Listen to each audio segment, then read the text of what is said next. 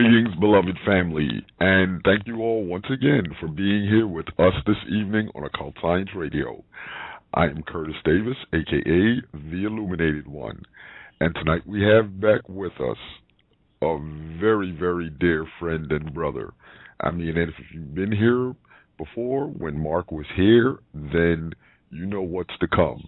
And we had a great time at the Free Your Mind conference, too, back in April in Philadelphia, Pennsylvania. If you weren't there, you really missed something, you know. But from what I understand, it's going to be coming out on pay-per-view.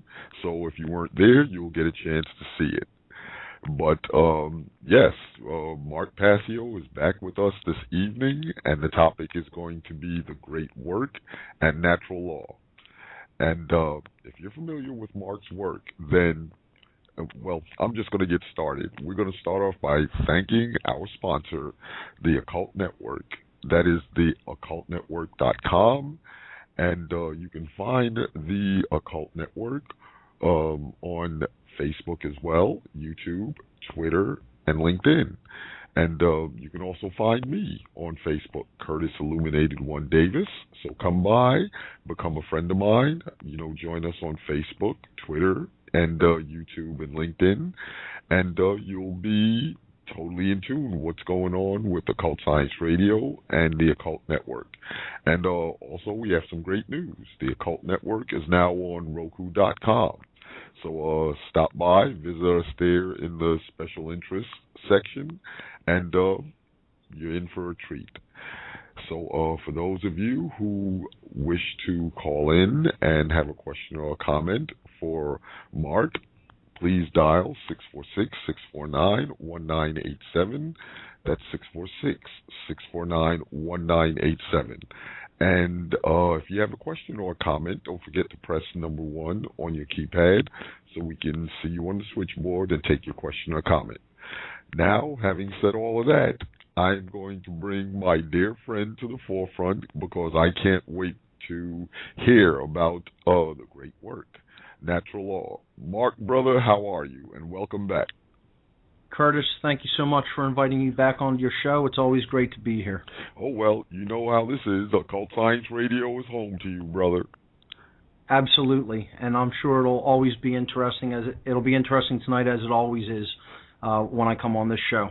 Oh, absolutely. You know, having said that, you just got finished teaching some classes in Philadelphia on natural law. And I've heard your broadcast, you know, and your podcast when you did natural law. And believe me, I was blown away. That's why I can't wait for the listeners to hear this evening.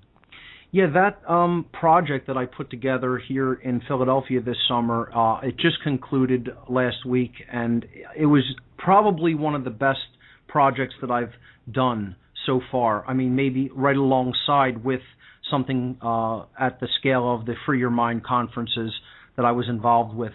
But this was a more personalized and intimate and intensive seminar, face-to-face with a small group of people, you know, in a small classroom-type environment, and it was over 6 weeks.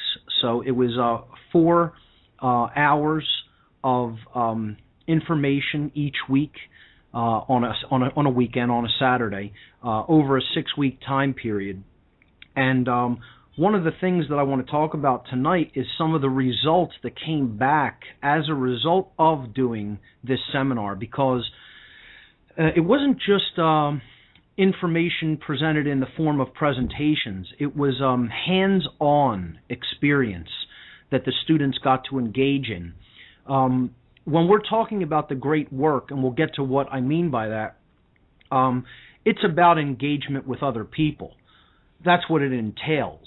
So there were homework assignments given to the class, to the members of the Natural Law Seminar class, and they had to go out into the world and interact with other people and ask them questions and get into their mind a little bit to, try to, I guess, put their finger on the pulse and get a better understanding of where other people's mindset, where their mentality is really at the average human being, the person right next door to you, or even in your own family or a friend. So there were interactive homework assignments where the students had to reach out to other people and engage them, talk with them, ask them questions. And I think the data that we gathered from these interactions was, I would say, as valuable as the actual class information itself. Because, again, it tells you about what our work really is to do, what lies ahead, and what we must be doing to help people to get out of the illusory mindset that they are in, the illusory patterns of belief that they're so entrenched in. And I mean, these patterns of belief are calcified. They're very rigid. People are hardened into this ego-driven mind state and this belief-based mind state where they really, really, really believe this stuff that comes out of their mouth. And their belief systems are very firmly entrenched, unfortunately. And another detail that we came to understand by doing these psychological experiments, that's really what they are, is that there's a lot of schism in people's thinking. And of course, telling that to the audience here on Occult Science Radio, I'm sure not many of them are surprised. They see this in their own lives. They're observers. They're keen observers. Otherwise, they wouldn't even be interested in this type of information. But I think it's still so valuable, the data that's been gathered, to show how oppositional people's consciousness is within themselves. Okay, it's not even just about, that they will fight you about learning the truth. Even in their own mindset, they're divided amongst themselves. Their answers are sometimes completely inconsistent with themselves, with itself. So that's another very interesting dynamic that was seen throughout the homework results. And we could go over some of the results as we talk about some of the topics that we're going to get into here tonight.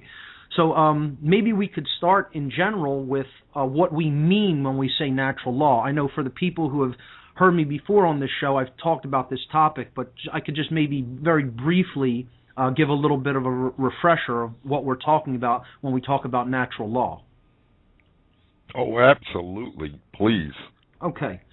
So what I am referring to when I talk about natural law is it has nothing to do with the natural order, okay? What people conceive of or think of as the, quote, natural order, okay? And most people, their mind goes to a picture of Darwinism or macrobiological evolution, okay, or the law of the jungle.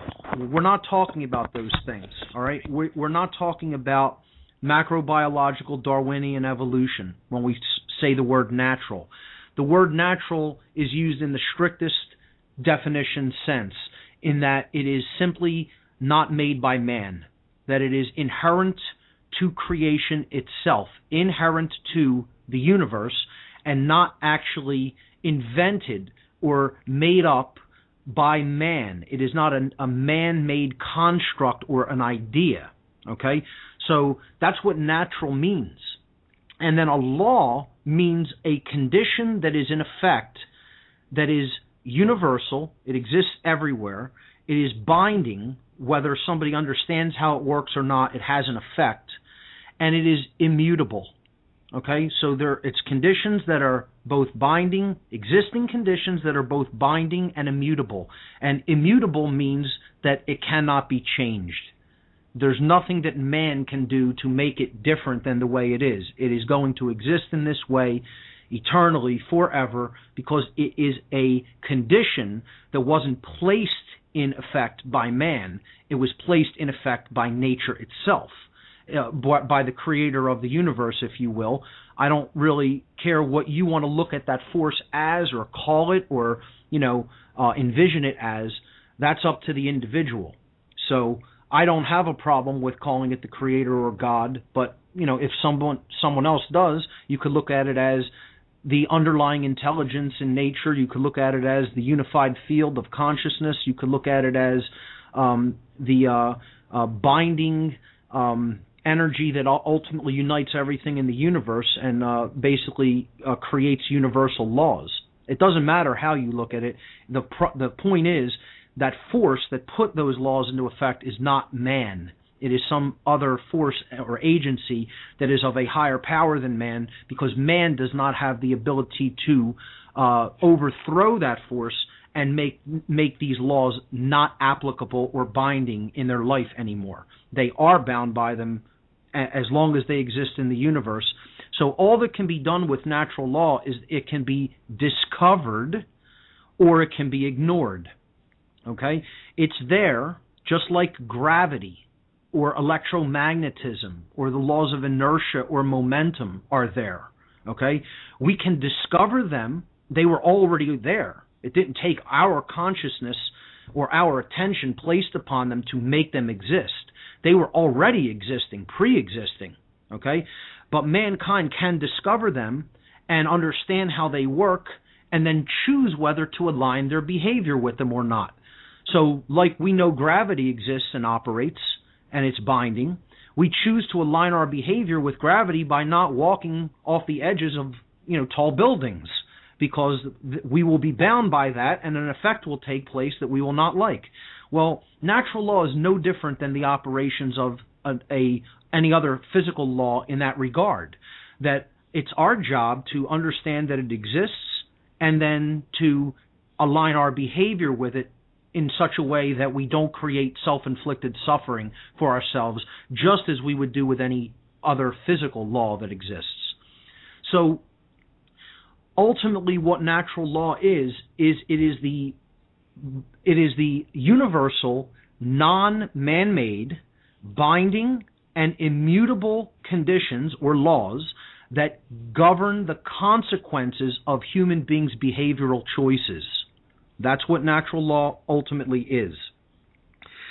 People, erroneously, many people, again, I would probably disclude the listeners of your show because they largely do understand that there is unseen workings in the world that have to do with how individuals act, treat others, their worldview, etc., because they are students of the occult in general. But most people in the world, I would say more so than do not, somehow have taken on this belief system that while everything else in the universe, planets, galaxies, stars, galaxies, etc., are bound by physical laws, okay, that somehow man is insulated from universal laws, and we're the only thing that is not affected by laws that exist in creation. Somehow, nature made laws to govern the motions and movements of everything in creation and the interactions between all forms of matter, except mankind. Mankind is completely immune, okay, to the workings of nature and its laws. In other words, we can do things unchallenged and unchecked, and there's no consequences for our behaviors. Well, what natural law is it's the understanding of the actual workings. To understand natural law is to understand the actual workings of these universal binding conditions that ultimately bring to us the consequences of our choices. And when we choose to act in a certain way, our action, our behavioral action, is interacting with the universal field of consciousness in which we actually exist. And that intelligent field is actually rearranging the circumstances that are going on all around us and influencing things to bring us exactly what we have ultimately generated through that choice, and therefore what we need to experience to learn and to grow. So there's two dynamics at work. There is a dynamic that is based upon free will choice, and then there is a dynamic that is based on determined law that we don't have an option to change. Okay? So a lot of people who are very left-brained develop this randomness worldview, okay? That everything is just chaotic and there's no real purpose, and everything is just based in matter and there's no intelligence driving it. That's a left-brain schismatic worldview. On the right-brain imbalanced side, you often see a worldview of determinism, where everything is predetermined and predestined, okay? And God's controlling every single event in creation. We don't really have any free will, so why bother to do anything? It's all preordained. Why bother to try to change a thing? These are both very imbalanced worldviews based in mental schism, where one form of brain imbalance or another, left brain imbalance creating randomness worldview and right brain imbalance creating deterministic worldview, are at work. When we're talking about natural law, we're seeing a synthesized worldview, where we're understanding that really creation is a marriage between random and determined dynamics. Okay, the determined aspect of creation, or the deterministic dynamic within creation, is natural law. That's what we're talking about when we talk about these universal binding conditions that ultimately bring us the consequences of the behavioral choices that we've made. But then there's that random component that's interacting all the time with that deterministic component. And that random component is the human free will. See, we're gifted with free will as to whether to align our behavior with the natural law or whether to ignore the natural law and allow our behavior to exist in direct opposition to it, in which case we receive suffering in return for the behaviors that we output. Conversely, if we do align our behavior to natural law, we will receive everything that we say we want, which is ultimately amounts to order in our lives. There will be harmony, there will be peace, there will be justice, there will be freedom. So the thing that this ultimately boils down to is that these are the real laws of attraction. This is the real thing that we need to understand, not the watered down, ego-driven laws of attraction about how to get the new car or land the cushy job. That's not the laws of attraction we're talking about here. We're talking about overarching universal principles at work that ultimately govern what happens in the conditions on a large scale, okay, societally in our lives as a species. And those conditions are based upon whether or not we align our behavior to the laws of morality, because ultimately that's what natural law is about. Natural law is ultimately about the difference between right and wrong action. And there is a definite difference between those two things. One of the laws that I've talked about in the natural law seminar is called the law of freedom. I call it the law of freedom.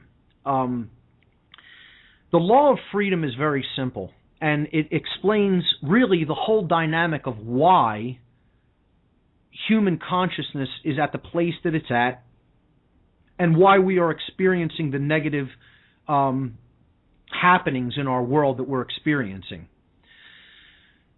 The law of freedom is very simple. It states it's a simple proportional relationship mathematically. That's all it is. It can be written down mathematically. There's two terms, and in between them there is a proportional symbol. For those of you who know what that is in mathematics, it looks like a little O and then combined with a little C. It means proportional to. It means as you increase one side of the equation, the other side of the equation also must increase. As you decrease one side of the equation, the other side must decrease. So that's what proportional to essentially means. So the law of freedom is a proportional law. And it's very simple. It states, as morality increases, freedom increases. And as morality wanes, freedom wanes. In other words, it can be written very simply as freedom is proportional to morality, or morality is proportional to freedom. So in other words, for there to be total freedom, there would have to be total morality. And the human condition is so far away from that state of being truly moral human beings, not what we think of as moral, but truly moral, that we are nowhere near being a free society. That's why we're an enslaved society. We are an enslaved society because according to this law, it is an impossibility to achieve freedom without achieving true morality. And we live in what is known as a morally relativistic society. Our society believes that there is no such thing as the objective difference between right and wrong, and they believe largely that right and wrong are determined and set by mankind, that we get to decide what right and wrong is, and we can make that up on a whim, or it's a preference. It's based on a like or a dislike, or how we feel one day. All right, and we'll give some specific examples. But a lot of people insist that there's no actual, real, tangible, objective difference between right and wrong. They believe in situational ethics, and they believe that an action can be right one day and it can be wrong the next day. They believe that actions can be a right in one place and wrong in another place. Let me just give you a brief example on moral relativism when it comes to, let's say, something like a law that man makes up. Okay, I'm an owner of firearms. Okay, I'm a gun owner, and I attended a gun show a few months back, and I was standing in line at a table, and I overheard a conversation at the NRA's sign-up table.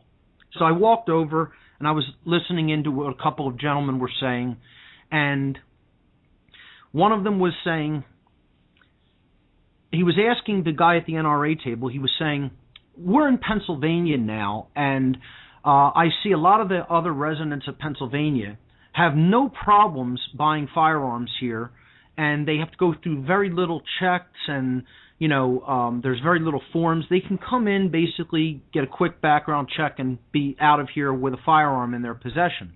He said, I live just across the Delaware River in southern New Jersey, and I have to jump through 1,000,001 hoops to do the same exact thing, where it would take days, if not weeks, and there's 1,000,000 more restrictions on what I'm allowed to buy. And he said, if I bought some of the things that actually exist in here, I could go to jail just for taking them to my home. And he's asking the guy at the NRA table, how does this make sense? How could this possibly be? He's saying, essentially, how could some people on the other side of an imaginary line called a state border have more rights than I have? Or how could I be punished for doing the same behaviors that they're doing on the other side of that line?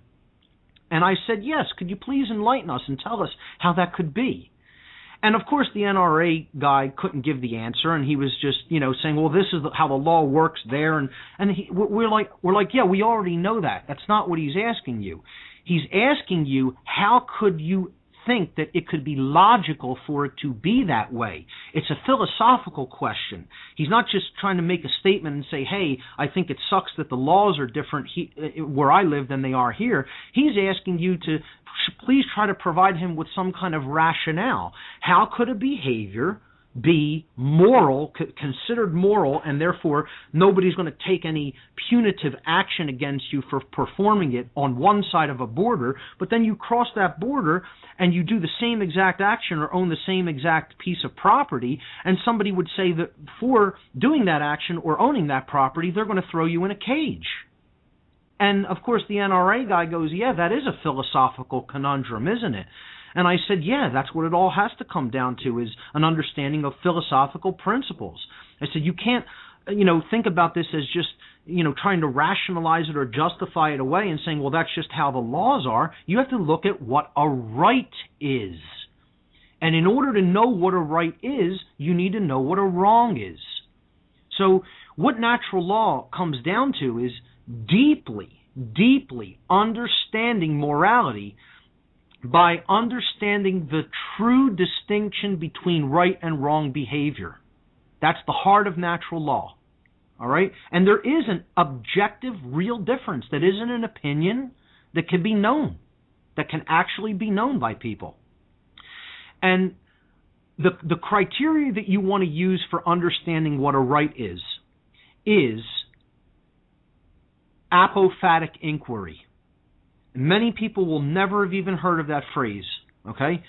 So what apophatic inquiry, and I'll spell this for people, it's apophatic, apophatic inquiry, okay? Apophatic inquiry is negative inquiry, all right? It's not looking at something based on affirmative attributes, but it's looking at what something is not in order to understand better what something is. All right? So when you're looking at, if you're trying to understand and determine what rights are, it's so much better and it provides such a clearer understanding of what a right is to look at it in the apophatic inquiry method, in the apophatic sense. And this is understanding what a right is by knowing what a wrong is, the opposite of rights. So it helps us to understand what rights are, this inquiry method, this negative inquiry method. It helps us to understand what rights actually are by understanding which actions are not rights because they cause harm to other people. So a right is anything that falls outside of this scope of behavior, this range of behavior that we're going to define as wrongdoings. We have to know what the wrongdoings that we can do against anybody else are before we can understand truly what a right is. Because a right really has to be defined in the negative, not in the affirmative. So this process in general of engaging in apophatic or negative inquiry is called apophasis. A-P-O-P-H-A-S-I-S. And it's probably one of the best ways that you can really come to know just about anything. It's one of the most powerful truth discovery techniques. So the word apophasis comes from Greek, and it means in Greek to say no, not to say. Apo means the negation of, or the absence of in Greek, and phanai in Greek, phanai means to say or to speak. So when we put them together, it means not to speak, to say no, in other words. Okay? So what this is saying no to the wrongdoing. That's an apophasis. When we're looking at our rights in the apophatic, we're saying what are wrongdoings. In other words, what are not rights. We're going to say no to these wrongdoings. We're saying these are not rights. And then whatever is left over, those are rights. All right? So a wrongdoing, okay, what I call a transgression against natural law, is a behavior that causes harm to others. For something to be a wrongdoing, there has to be harm done to someone else. So a living being or the property of a living being has to have been harmed in order for some form of a violation of natural law, or in other words, a wrongdoing, to have taken place. Any action which does not cause that wrongdoing, okay, would be reserved as a right, which we'll see in a moment. All right? Let's look at what these wrongdoings that I'm talking about are. There's 5 main wrongdoings. Okay? There's 5 ways that somebody can truly harm someone else. And just about every other harmful behavior would fall into one of these categories. And as we'll see, after we cover some of these wrongdoings, we could actually break it down even further and more simply, and we can understand that there's ultimately only one wrongdoing. And a lot of people will hear that and they'll be surprised and say, there's only one wrongdoing? There's only one way somebody can wrong another being, another person? Yes, there's only ultimately one wrongdoing. So the 5 general categories of wrongdoing are murder/assault, physical harm, okay, hurting someone physically when you have absolutely no right to engage in that behavior, murder, the taking of someone else's life, assault, okay, actually, beating someone physically or assaulting them in some other way. All right, murder and assault. Rape is the next natural law transgression or harmful action. Okay, you are taking someone's free will sexual association from them, and you're forcing, through violence, sexual engagement upon them that they don't wish to engage in. That's rape. Theft is the taking of property that does not belong to you, that is the property of someone else, that you have no lawful right to take away from them. And that's called theft. And then there's trespass. This is violating the living space or the personal space of someone else that they have a claim to, that they are using, and that you have no right to be there without being invited. So that's trespass. And then coercion. And this is taking the free will away from somebody by telling them that they must do something, or then you will threaten them with either bodily harm or actually do bodily harm to them. That's coercion. All right? So if we look at those 5 basic categories of wrongdoing, if you really think about those basic wrongdoings, and this applies for any wrongdoing that anyone can think of, any way that you could think of one person harming or doing something wrong to another person, it ultimately boils down to theft. You are ultimately taking something away that you have no right to take in any wrongdoing. Any behavior that involves doing wrong or harm to another being is ultimately an act of theft. So let's just look at the 5 basic categories that we went through, the 5 overarching natural law transgressions or wrongdoings that we've already looked at, and we could easily see how these are all forms of theft. Murder or assault is theft. If you murder someone, you've taken their life, and you didn't have a right to take it. You've wrongly taken a life. Okay? So you've taken something that wasn't yours, the life of another person. That's a form of theft. Assault. You've taken away someone's right to remain unharmed in their physical body when they have harmed no one else, if you've assaulted them. So if you've initiated violence against another person, that's assault, and it's a form of theft because you're doing bodily harm, and therefore you're taking the right away from that person to remain unharmed, which is their right. Okay, so that's assault. That's a form of theft. Rape. Again, you are taking the free will right to sexually associate with whom that person wishes to associate. And if you're stealing that from them by violently forcing sex upon them, that's a form of theft. You're taking their free will association away from them. And you're also taking their, bodily right to remain unharmed away from them, because sex is a very violent act. Okay, so that's another form of theft. Trespass is a form of theft. You are taking someone's individual security away from them by entering their lair, which you don't have a right to do without being invited. So you're stealing something in the event of a trespass as well. And then coercion. You're stealing someone else's free will by saying you must do this behavior or I'm going to threaten you with further wrongdoing. That's duress, and it's a form of theft. Keeping someone in a state of duress through coercion is a form of theft. You are taking their free will choice away from them. And ultimately, that's slavery. I mean, let's call that what it is. If you've taken someone's free will away through coercion, you've made them into your slave. That's right. Okay? So, every form of wrongdoing, and I challenge anyone who can, if people want to call in, try to come up with a form of wrongdoing that's not a form of theft. You will not be able to do it. You can name any form of wrongdoing, and I'll tell you how it's a form of theft. And I've tried this with many people. Not one person can name a true wrongdoing, something that actually does cause harm to another person, that isn't a form of theft, because that's the definition of a wrongdoing.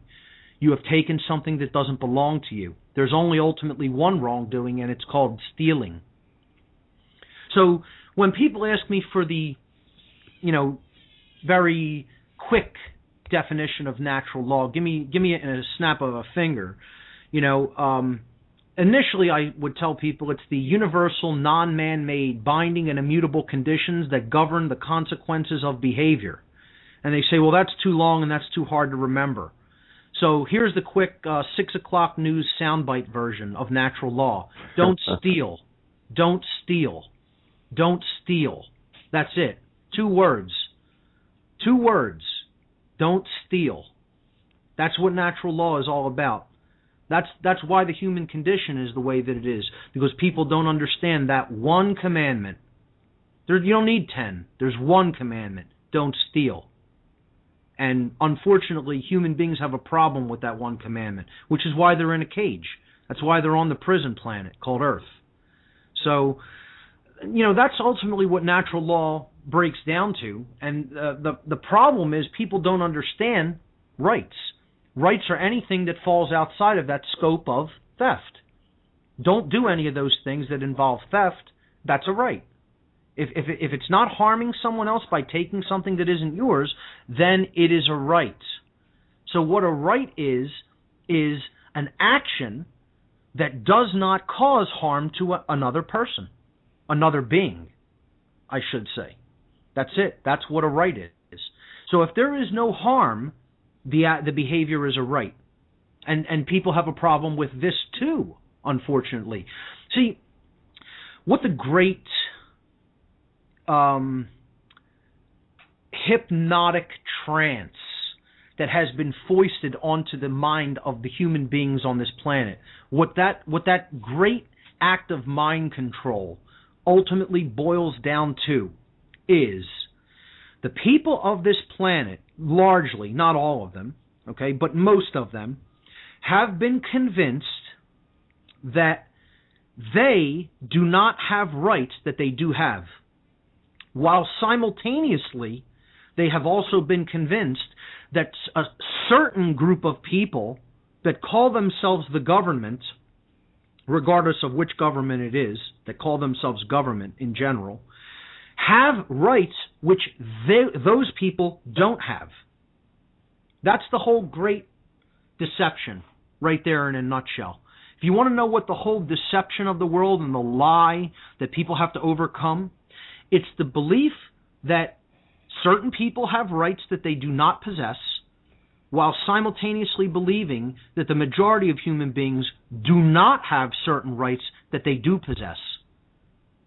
That's the entire deception that's been perpetrated upon the people of the earth. And to wake up to that, to wake up to the understanding of that, the perpetration of that colossal, monumental deception, we have to understand the difference between a right and a wrong.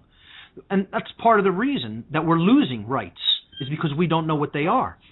If you don't even know what something is, what makes you think you can hold on to it? You wouldn't even know if it was taken from you because you don't even know what the thing is. And I would say, based on the observations that I've done through, just studying human behavior in general, observing people, talking with people, and doing a lot of these psychological experiments that we've done through the homework assignments in the natural law seminar. My best guesstimate is, and I not to cast a negative light upon things, or to try to in no way am I attempting to just crush people's hope, but if I had to give you a guesstimate of how many people really understand the difference between a right and a wrong, how many people truly understand what rights are, I would tell you that number is probably around 2% of the human population, sadly. Wow. And I'm giving you my best guesstimate based on the pretty decent amount of data that has been collected and gone through. I would say, out of all the people who answered a lot of these questions that we gave at the seminar as homework assignments, maybe 2 of them out of about 100 respondents that we polled understood right from wrong throughout all their answers. The consistency of their answers displayed to me, to my satisfaction at least, that they did understand morality. 2 out of about 100. Now, and human beings think that we're going to be free with numbers like that. And we'll get to some of the responses. I do want to get into that before, the show ends. I want to talk about some of these homework assignments, because some of the things that you'll hear will just blow your mind. All right? Please. So, as a background, I just wanted to lay down essentially what natural law comes down to. One of the things I also want to do quickly before we get into the homework assignments, if I may, sure, is maybe just give a quick example of what I'm talking about. Okay, and I always like to go into the taxation area. It's one of the things I like to talk about because it explains it so well for people who have the eyes to hear. Eyes to see and the ears to hear, they will grasp what I'm talking about here when we look at the example of taxation.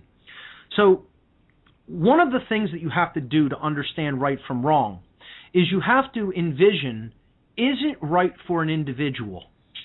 That's the key thing to do. You envision in your mind, if it's just me and one other person, right? Would I have a right to do this to another person? That's all you have to ask. All you have to ask yourself is, if we're looking at a specific behavior called taxation, right?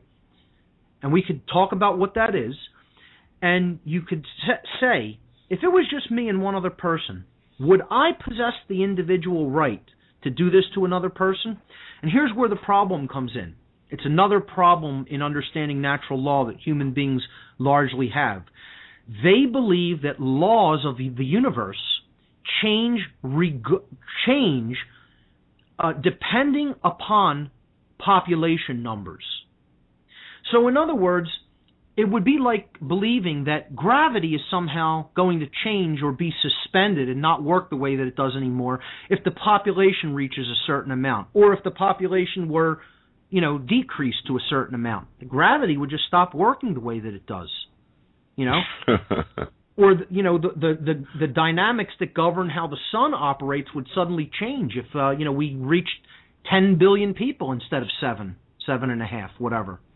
That would suddenly change the dynamics that are going on the sun, or how the Milky Way galaxy is spiraling. That's what people believe. They believe that natural laws are going to change based on population.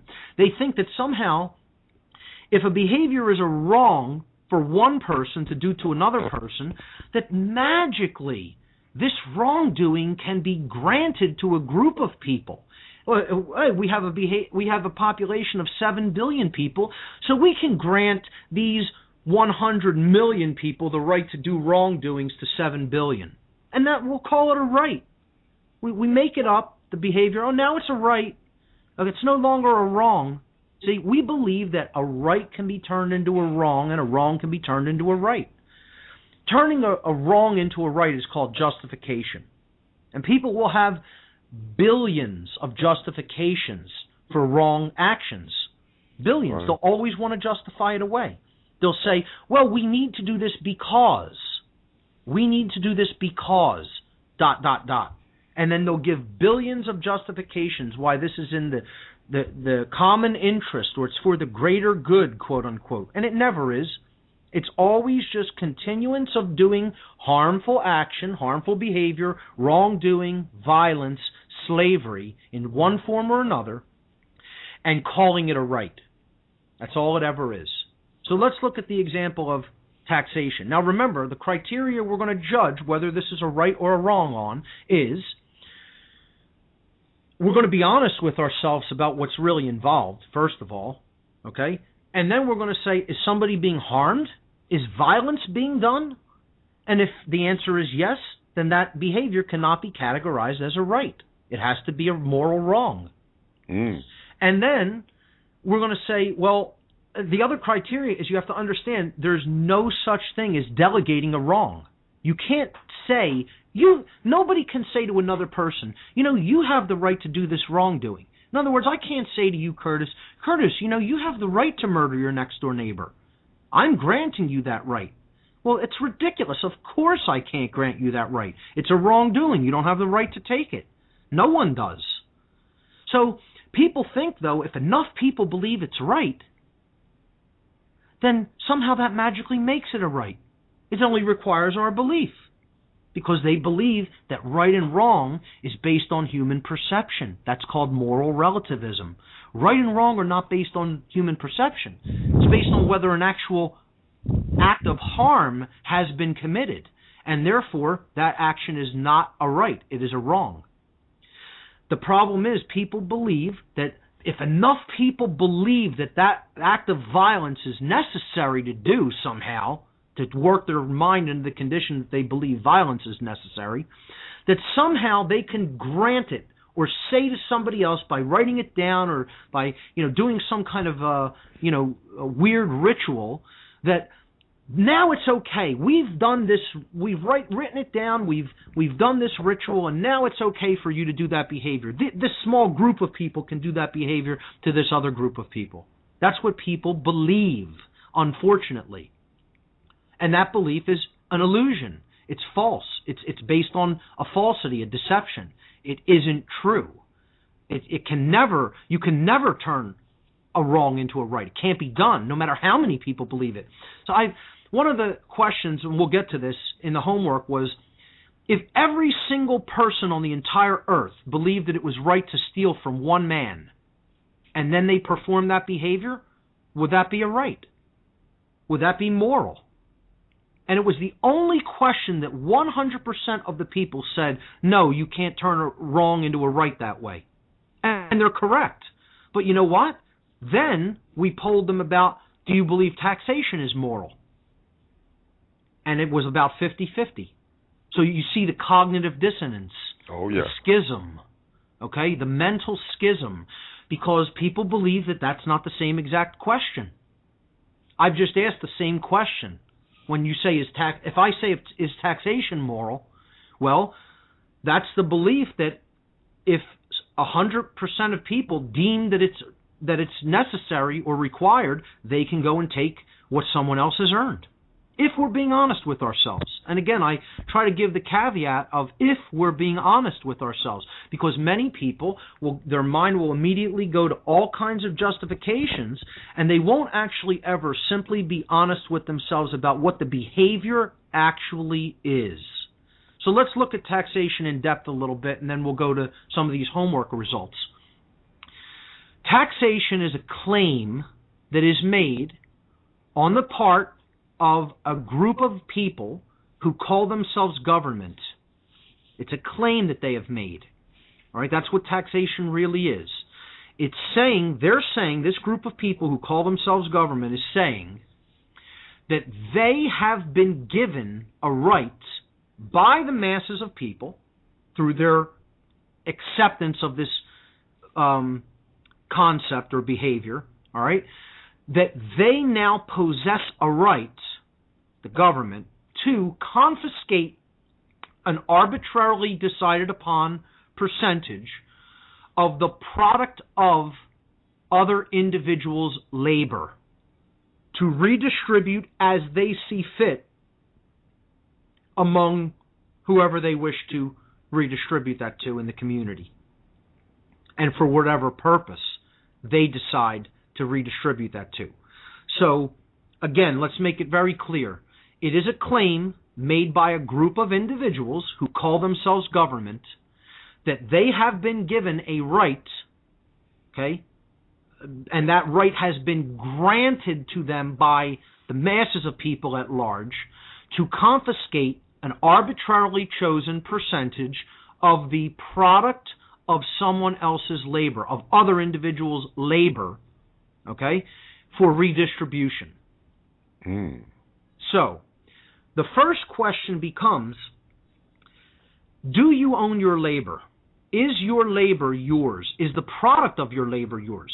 So, let's start with the labor itself, work. The work that you are capable of doing, right? Is that a form of your property? Well, there's no in-between here. It either is a form of your property or it's not your property. So the question is, do you own your own ability to do work and produce something? Is that a thing that you own yourself? Oh, yes. Absolutely. Very simple. I think if anybody can't spit the answer out the way you just did right there, I think there's a problem going on in the gears in the machine somewhere. Because, I think that's about as clear as it gets. I have the ability to perform physical tasks and actions in the world to produce something, and I own that capability. I have to be responsible for that. Okay? I'm doing it with my own body, and therefore I own that labor. So it comes down to an even more fundamental question, really, than even do you own your own labor. The real base fundamental question is, do you own your own body? Absolutely. There it is. Now, listen, Curtis, we did this with about 100 people. Do you own your own body? Just like that. Do you know the vast majority of them sat there for a long time thinking about it? You're kidding. I'm not kidding. I'm not kidding. Seriously, this is where we're at as a species. See, and I didn't do these experiments to smash the hope of the students of this seminar. That's not why I did this. That's not why I gave them homework assignments as I did. I gave it to them to show them what their work is. What is the great work? The great work is nothing short of getting people out of the mindset that we're talking about here, such that they do understand immediately, upon the snap of a finger, yes, I do own myself. Yes, I do own my labor. Yes, I do own the product of my labor. Yes, I am free. Yes, I am sovereign. It has to be a second to none, snap response, natural thing that flows just like, the most natural thing to you. Absolute second nature to you.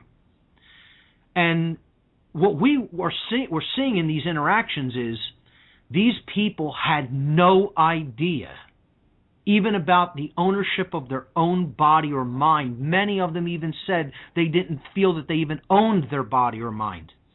We got people who responded that thinks other people own them legitimately. Think about this. They actually believe, they answered, I'm not the owner of my own body. Someone else owns my body. That's tragic. That's tragic. Because what the person said in that response is, I am a willing slave. Yeah. That I'm okay with slavery. It's just unbelievable. But we'll get to those answers. Let me go back to taxation and get back to the idea is, fundamentally, do you own your own body? Because if you own your own body, then by extension you own your own labor, which is work that you can perform with your body. And then by extension to that, you of course own the product of what you have created or made or added value to with that labor, through the usage of that labor. So, that's all of those things are forms of property. Property. All natural law rights are property rights. It is all about property. So I own my body because my body is my property. Nobody else can decide how my body is going to be used so long as I'm not harming anybody else. Okay, I get to decide how it's used. I get to decide what goes into it or what does not go into it. I'm responsible for it. That's the three things that really determines property or ownership. Okay, you have to be in possession of it, physical possession of it. You have to control its usage, and you have to be responsible for its usage. That's what ownership is about.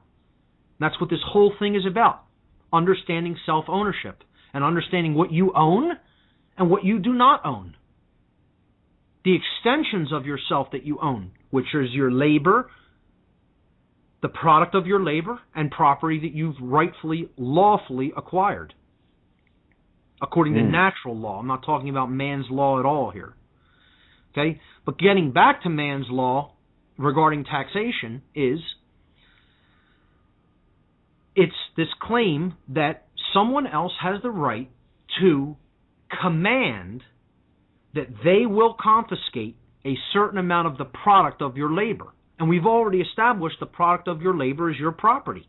So in other words, they're telling you they have the right to steal, which we've already seen. That's the ultimate natural law transgression. I mean, we could lay the debate to rest right there. It's been completely, demonstrably shown through pure logic that taxation is theft right there, just in that brief exchange. But let's just go a little bit further.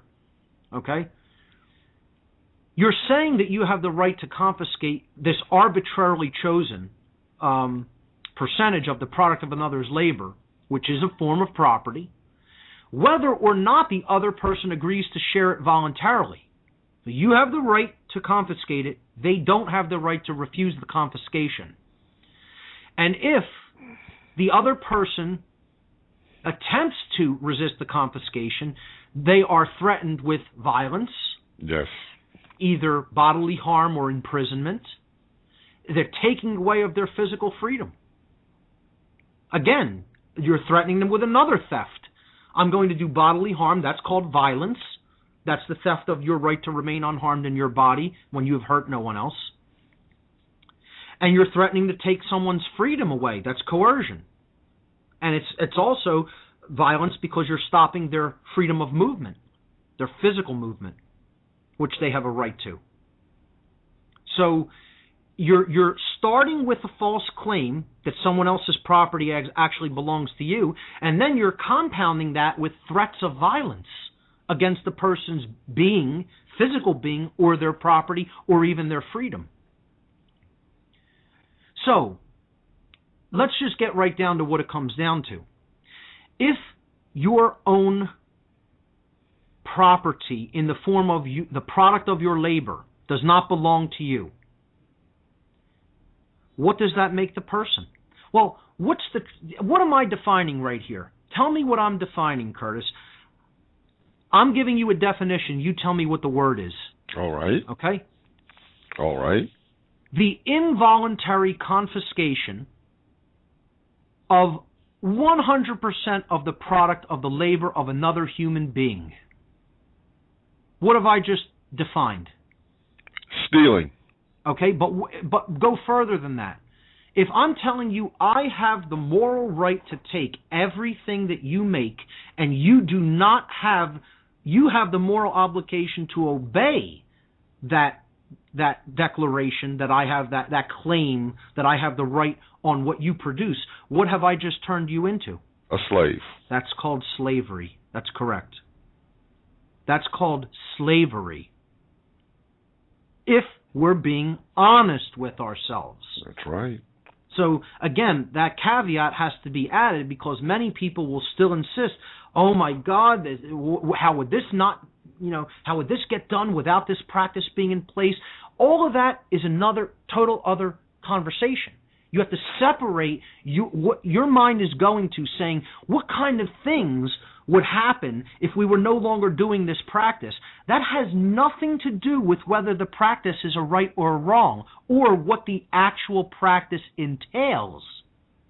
The actual practice is the practice of human slavery, if we're being honest with ourselves. That's right. Okay? So, then you just simply look at it like this. Since taxation, okay, is the involuntary confiscation of an arbitrarily chosen percentage of the product of someone else's labor. And we've just defined slavery as the involuntary confiscation of 100% of somebody's labor. You're saying you don't own what you make, that belongs to me. You work for me.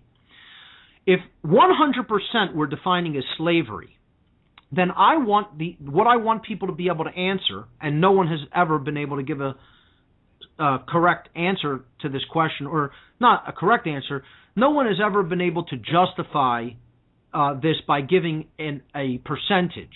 Okay, I ask people, please tell me a percentage that you could lower that rate of confiscation to that would no longer make that behavior slavery.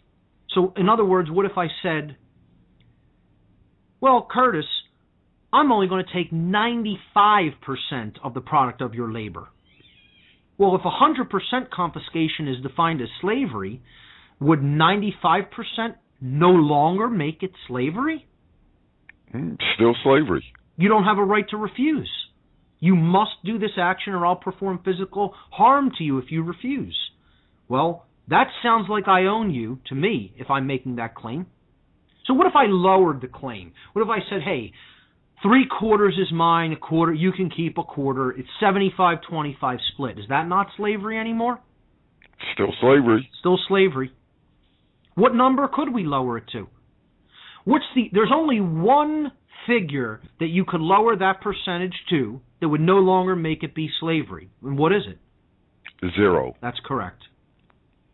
Correct. Now, unfortunately, see how the answer just immediately flows because it's an intuitive knowing. You don't even have to think about it. You know it because you know the truth about whether that behavior is right or wrong already. Other people, when you tell this to them, it's like their brain can't even conceive of what you're saying. It's like because they're not thinking about the behavior. They're thinking about what else would occur if we stopped doing this behavior. All their mind is in is fear of chaos, fear of chaos, fear of chaos, fear of chaos. Wow, what all the stuff that this behavior is supporting right now, that wouldn't be present. Maybe we wouldn't be able to do those things. Now, then what would happen? Well, that doesn't make it a right. Lots of people steal things and could even possibly go and do good things with what they've stolen. Well, that doesn't mean that the original act of theft was a right and should continue to be practiced. You know? And unfortunately, this is where most people's minds are at. They're in this cognitive dissonance state where they believe somehow a small group of people could gain the right, could be delegated, a right could be delegated to them, and they're allowed to now perform a function that amounts to slavery. And somehow that will magically make it into a human right. Well, that can never be done. No individual. See, and here's how you clarify this. You take it down to the level of two people. You say, if it was just me and you, would I ever have that right? Could I ever have that right? To say, I'm going to take a certain percentage of what you earn, whether you agree or not, and if you don't, I'm going to do violence unto you. I could never make that claim. Oh, I could make the claim, but it would never be true. It would never be right. It would never be legitimate. Okay? That's what I mean. Yet people believe, well, since the population is greater and, a whole bunch of people are agreeing that this is okay, that somehow makes it into a right.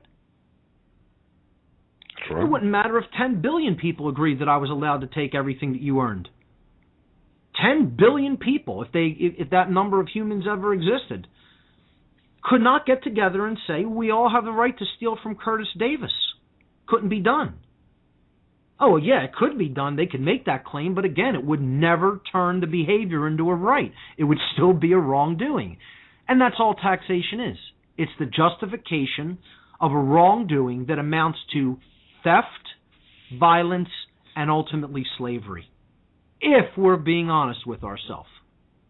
So, that's the example of how you look at a behavior that most people believe is moral somehow, and you break it down to the base philosophical level of, is it an individual right? Would one person have a right to engage in that behavior against another person? Well, if they do, then it's a right for everybody. If they don't, then it's a wrong for everybody. Always and eternally. Always and eternally. Natural law doesn't change based on whims, preferences, or likes, dislikes, or population numbers. It's eternal, it's immutable, it's objective, and it has nothing whatsoever to do with how many people exist. Okay, no matter how many people agree that a right can be turned into a wrong, or a wrong can be turned into a right, it can never be made so in nature. All right, so let's look. We basically posed questions like this in sort of like a slightly veiled way to people to see where their mindset is at. All right, so let's look at a couple of the homework results. All right, let me go through some of these and pick some very interesting dynamics. All right, the questions on the first few questions that we asked were about what do people want? I'll start there. Because natural law is all about how do we get what we say we want. And if we're focused on purely selfish things that have nothing to do with real values, with principles and values, if those are the things that we're always focused on in life, that we value the most and that we want the most, things, if we want things over true values, if we want, physical possessions and just better positions in life and just comfort, happiness and comfort that is self-serving. If we want that more than we want principles and values, true values, and I mean philosophical values, moral values, if we place all those other things, those creature comforts, and those self-serving interests over morality, truth, real principles, real values, we're only going to get more of the negative stuff that we've been getting and that we're continuing to get. And it's going to generate more self-inflicted suffering. If we shift our mode of thinking into true value systems, a desire for truth, things like justice, courage, compassion, honesty, integrity, wisdom, okay, these are values, right? If those are our value systems based in principles, then the whole dynamic is going to shift. Because remember, these things contribute to morality, and as morality increases, freedom increases. So we ask people, what do they value the most in life? What do they value the most? And again, let's start with the first question. We ask people, what do they want the most in life? What do you desire the most? First two questions we asked were, what do you desire the most? What do you value the most? So just see where the overall dynamic is at. And we asked them to list three things. What do you desire the most first? Then what do you value the most? So the results for what you desire the most, take a guess at what the very first thing people said that they desire the most. Money. No, that was actually number 2, believe it or not. Success, money, a better career, bringing in more money, in general, wealth and prosperity was the second response. The number 1 response was their own individual happiness or satisfaction or comfort. That was the number 1 response. My happiness. My own individual happiness was response number 1. Not truth, not justice, not peace for the world. Those were way down on the list, okay, forming very small percentages. So if we put these two results together, my own happiness and my own success, right there we got 36% of the entire responses. So you're already at over 1/3 just in those two responses alone.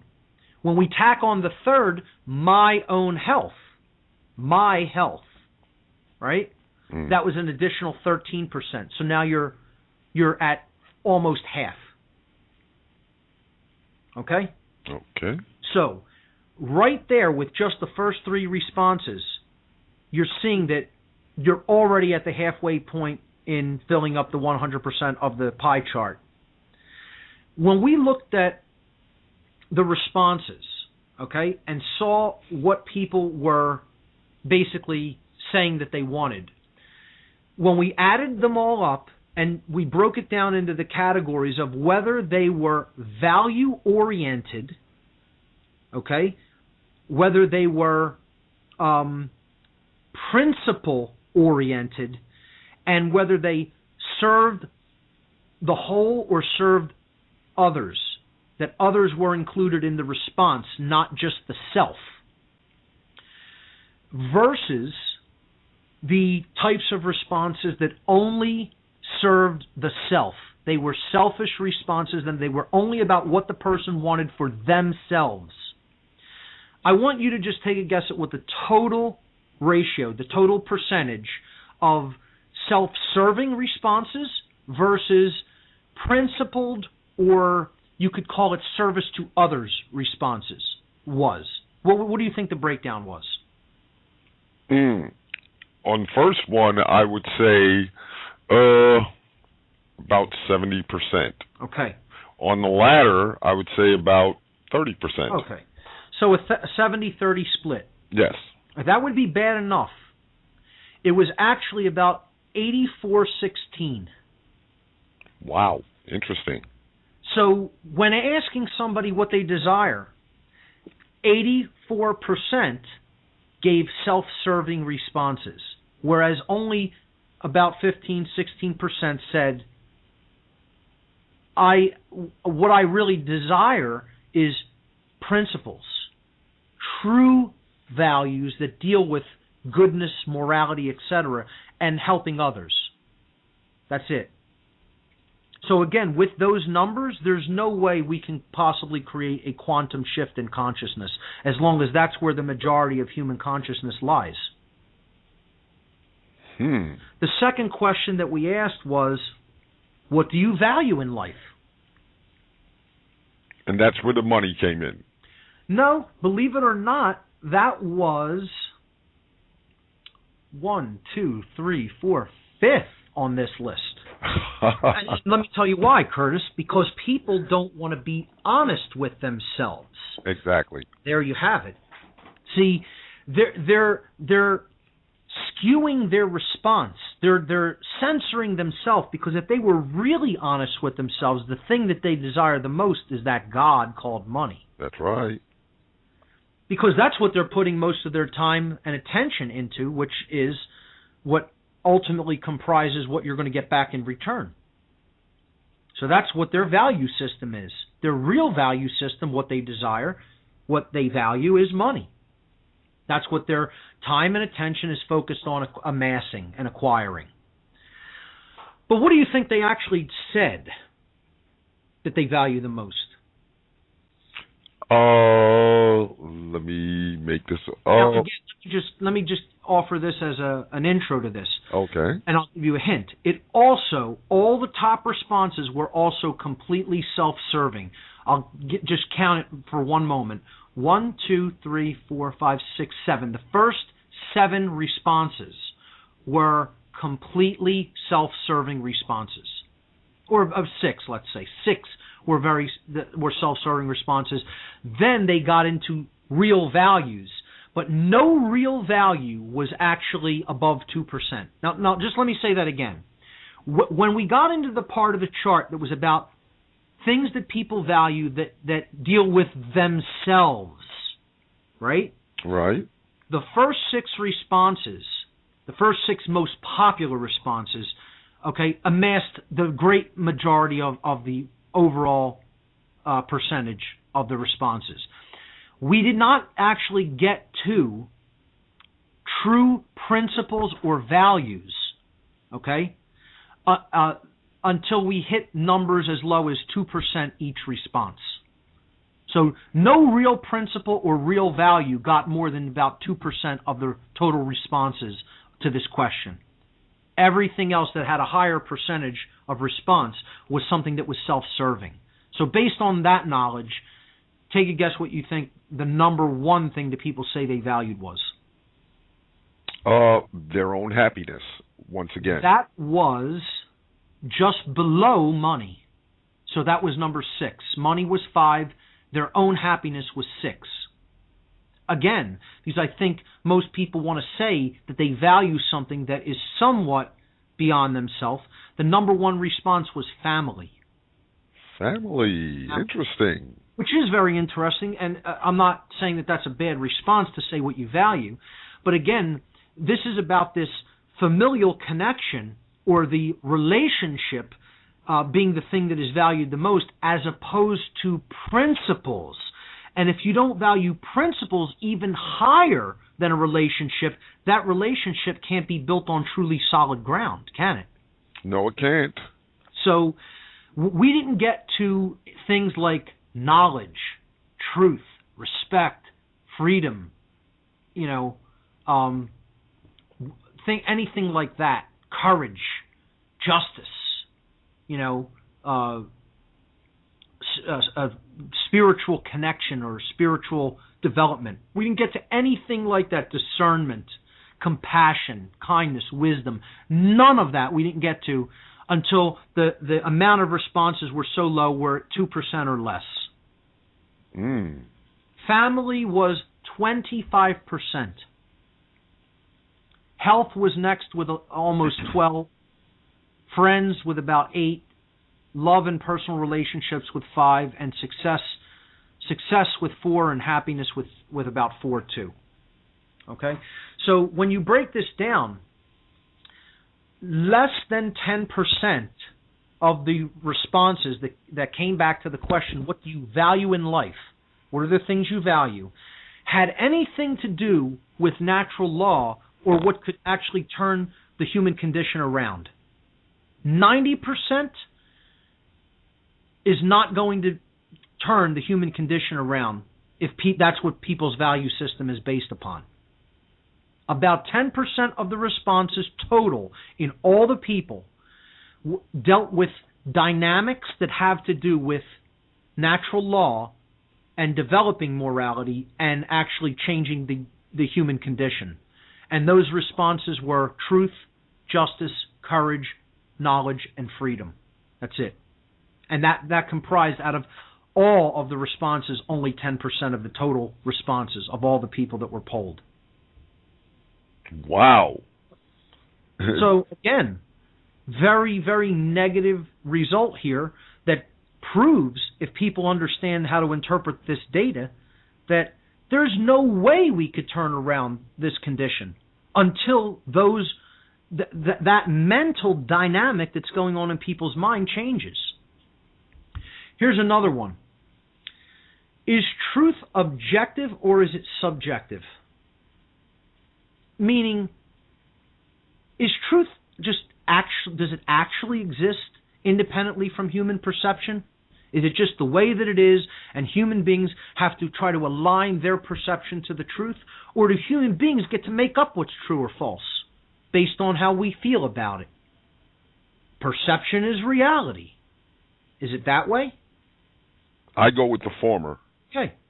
Guess how many people said that truth is subjective and based on human perception? Almost 60%. It was an almost 60-40 split. So think about this. This means that almost 2 out of 3 people, okay, are relativists when it comes to truth. They don't believe there's any such thing as objective truth. So almost 2 out of 3 people can be considered borderline solipsistic, meaning that they don't actually think there's any such thing as truth. They think truth is relative and it's based upon the perceptions, the eye of the beholder, what's true. There's no actual truth. Again, based on those numbers, don't expect any kind of real mass change happening on Earth, because as long as people believe that they are the arbiter of truth and their perception is the arbiter of truth, good luck with developing morality. Because morality means that you have to know the objective truth regarding right and wrong. And if you don't believe objective truth exists at all, how could you ever develop true morality? Can't really be done. You could accidentally fall into, behavioral patterns that somehow are in alignment with truth and sometimes are not. But you can't truly consciously know right from wrong. If you're a relativist regarding truth, it's not possible. You have to believe that there's objective truth to believe that there's objective morality. If morality isn't based in truth, then what is it based in? It has to be based in truth. It has to be based in principles which are based in truth. A principle is a principle because it's based in truth. So, one of the next questions we asked is, can anybody know the truth? Is truth knowable at all? About anything. And we asked questions in a specific way. It was like, can the truth about events, circumstances, situations, and happenings in the world actually be known? Can we know it? Not think, have an opinion or a perception about it, but know it. Know what occurred. And that was basically this question. Is truth knowable? Or is it completely unknowable? Can nobody really know what happened specifically in a situation or event or circumstance? Now take a guess what this breakdown was. I'd say about, same thing, 60-40. To what? 60 said that truth was knowable or unknowable? That truth was knowable. Correct. You're exactly on. 60% of people said that truth was knowable, and a full 40%. Now, think about that before everybody gets excited and say, at least they're on the right side of the equation this time. 40% of human beings who were asked this question said that they believe that the truth can never be known. Ouch. Yeah. That means more than 1 out of 3 people believe no one can know the truth about anything. Do you know how disturbing that is? Yeah. I hope people who are listening understand the implications of... And again, I would suggest to you, you go out and repeat this experiment, you'll get the same results. We polled just random people.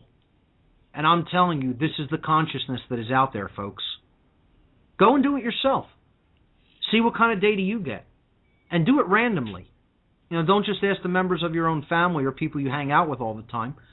Do it randomly. Go out on the street corner. Say, I'm conducting a little psychological experiment, or you don't even have to say it like that. Say, I'm doing a social experiment for a class. Could you give me 2 minutes of your time and ask them some questions? That's it. 1 minute of your time.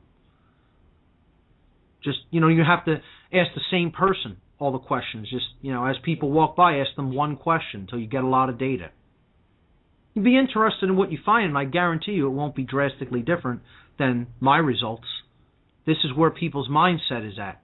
And that's what the great work is. See, the great work, people think it's about learning the truth. That is the work that you do that is preparatory to the great work. The great work is actually influencing people's mind state to change. And that's the hardest work there is to do.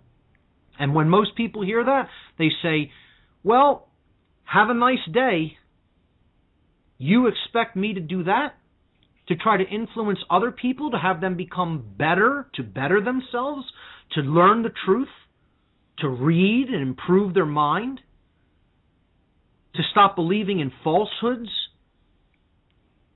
and illusions, and stop offering justifications for wrong behaviors? I'm running 1,000,000 miles an hour in the opposite direction from that work. That's what most people say. That's what the real great work is, folks. If we're going to make a shift in consciousness happen here, it isn't going to magically happen on its own. People have to influence other people's mind to change. And yes, this New Age bunk about it not requiring numbers is just that. It's bunk and it's nonsense. That's why it's called a quantum shift in the first place. Quantum means amount in Latin. An amount of people have to think differently for the dynamic overall to change. And if we're not trying to influence that shift in thinking, that shift in behavior isn't going to change, and hence the external conditions are not going to change. Indeed. I mean, this is simple logic. Stop buying the New Age interpretation or this New Age deception, actually, that a quantum shift in human consciousness on a mass scale isn't going to require numbers, and it's only going to require a small number of people. No, it is not. It is going to require the majority of people to change their thinking. Because the majority of people thinking the way that they are now is what's keeping the dynamic the way it is on Earth. This is just very simple, pure logic, folks. And to fall into this thinking, what the New Age movement is selling people on is false hope. They don't want to tell you what the real great work is. They want to sell you on the notion that you only have to worry about what you know. And everything will be magically okay, and it will magically change on its own without ever actually changing the consciousness of these completely retarded people around you. And I say that not in the sense to offend anybody with any kind of, genetic conditions, palsy conditions, etc. That's not the type of retardation I am speaking about. Okay, that's a genetic disorder. I'm talking about being slowed down. That's what retard. To retard something means that its movement has been slowed. Look up the word retard. R-E-T-A-R-D, pronounced retard. To retard something is to slow it down. Look that up in an English dictionary, and that is what you will get. It means to slow down, to slow the progress of, to retard. Well, people have been retarded. They have been slowed down. Their consciousness has been slowed down from its progression. They have been slowed from progressing in consciousness. Hence, they have been retarded. And that's what people are. They are retarded. Is it a harsh term? Yes, it's a harsh term, but I'm explaining to you exactly what I mean by that. People are slowed down in their understanding of all of this. What a right is, what a wrong is, what behaviors you do have a right to take and what behaviors you don't have a right to take. And this is the dark great work, to obfuscate all of that. That's what the sorcerers of this world have been doing, and they're doing a hell of a job. I mean, congratulations. I have to offer my absolute amazement at the quality of work that the dark side is doing. Oh, yes. Absolutely. And I have to have respect for them as an opponent and an enemy in this spiritual war. I don't have to like what they're doing, but make no mistake, as an enemy, they have my respect, and I will not underestimate them, because they have done a number on the minds of the people of this world. 40% of people believe truth is unknowable. Wow. Now look at the schism, though. Here's the schism that comes in. We'll see the schism over and over again. You ask them, how important is knowledge? Is you knowing something in your life? Knowing the truth about something. And then over 90% of the responses come back saying it's one of the most important things. When you phrase the question like that. If you ask somebody how important is truth and knowledge in your life, 90% of people placed it in a very high bracket, between 80 and 100% importance. And only 10 said it wasn't that important. 10%. So look at the schism. 40% of people just said they don't believe truth is even discoverable. And then 90% responded to the question, how important is truth and knowledge in your life, saying it was extremely important. Well, which is it? Total schism in the mind. They're saying one thing here, and then they're saying the complete contradiction of it somewhere else. So there's no consistency even to their responses. This is the mental schism that's going on inside most people. The next question we asked is, do human beings have free will or not? So I don't want you to try to guess the percentage of people that said we do. How many people do you think said no, human beings have no free will and everything is ultimately predetermined? How many percent do you think said we don't have any free will? Okay, well, I'm going to lowball this one. I'm going to say between 10 to 20%. You are correct. You want to be more specific? 20%? No, it was 13%. 13% of the human population, well, I'm not saying this is totally representative of the whole population, but 13% of people randomly polled in this cross-sectional experiment that we did said that we don't have free will. And I would suggest that this is probably very accurate, and if you took this to a larger scale, you would see the numbers wouldn't fluctuate greatly. That's my projection. Can I tell you that that's absolutely the case? No. But I'm extrapolating and guesstimating. And I'm telling you, I think if you did this with a billion people, I think you'd get about the same percentage. Now, some people may disagree with that, and that's fine. That's what I think. But 13% said we don't have free will. 87% said we do. We asked people, is reality random, totally predetermined, or is it a mixture of both? And we got about 10 and 10 on random and determined, and about 80 said that it was a mixture, which I thought was a pretty good worldview response. But again, I wonder about the honesty of the response. You know, I wonder if we would not have asked, is it a mixture, how many people would have chosen either randomness or determinism. That would have been more interesting if they refused to say it's one or the other, and they said, no, I think it's neither or a mixture of both. But since we worded it the way we did, 80% said it was a mixture, and 10 each said randomness and determinism.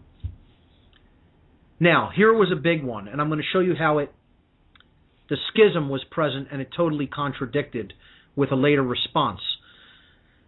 People were asked, if you are presented with very uncomfortable information by someone that conflicts with your previous belief system, with a belief that you already hold, okay, will you dismiss that information right off the bat?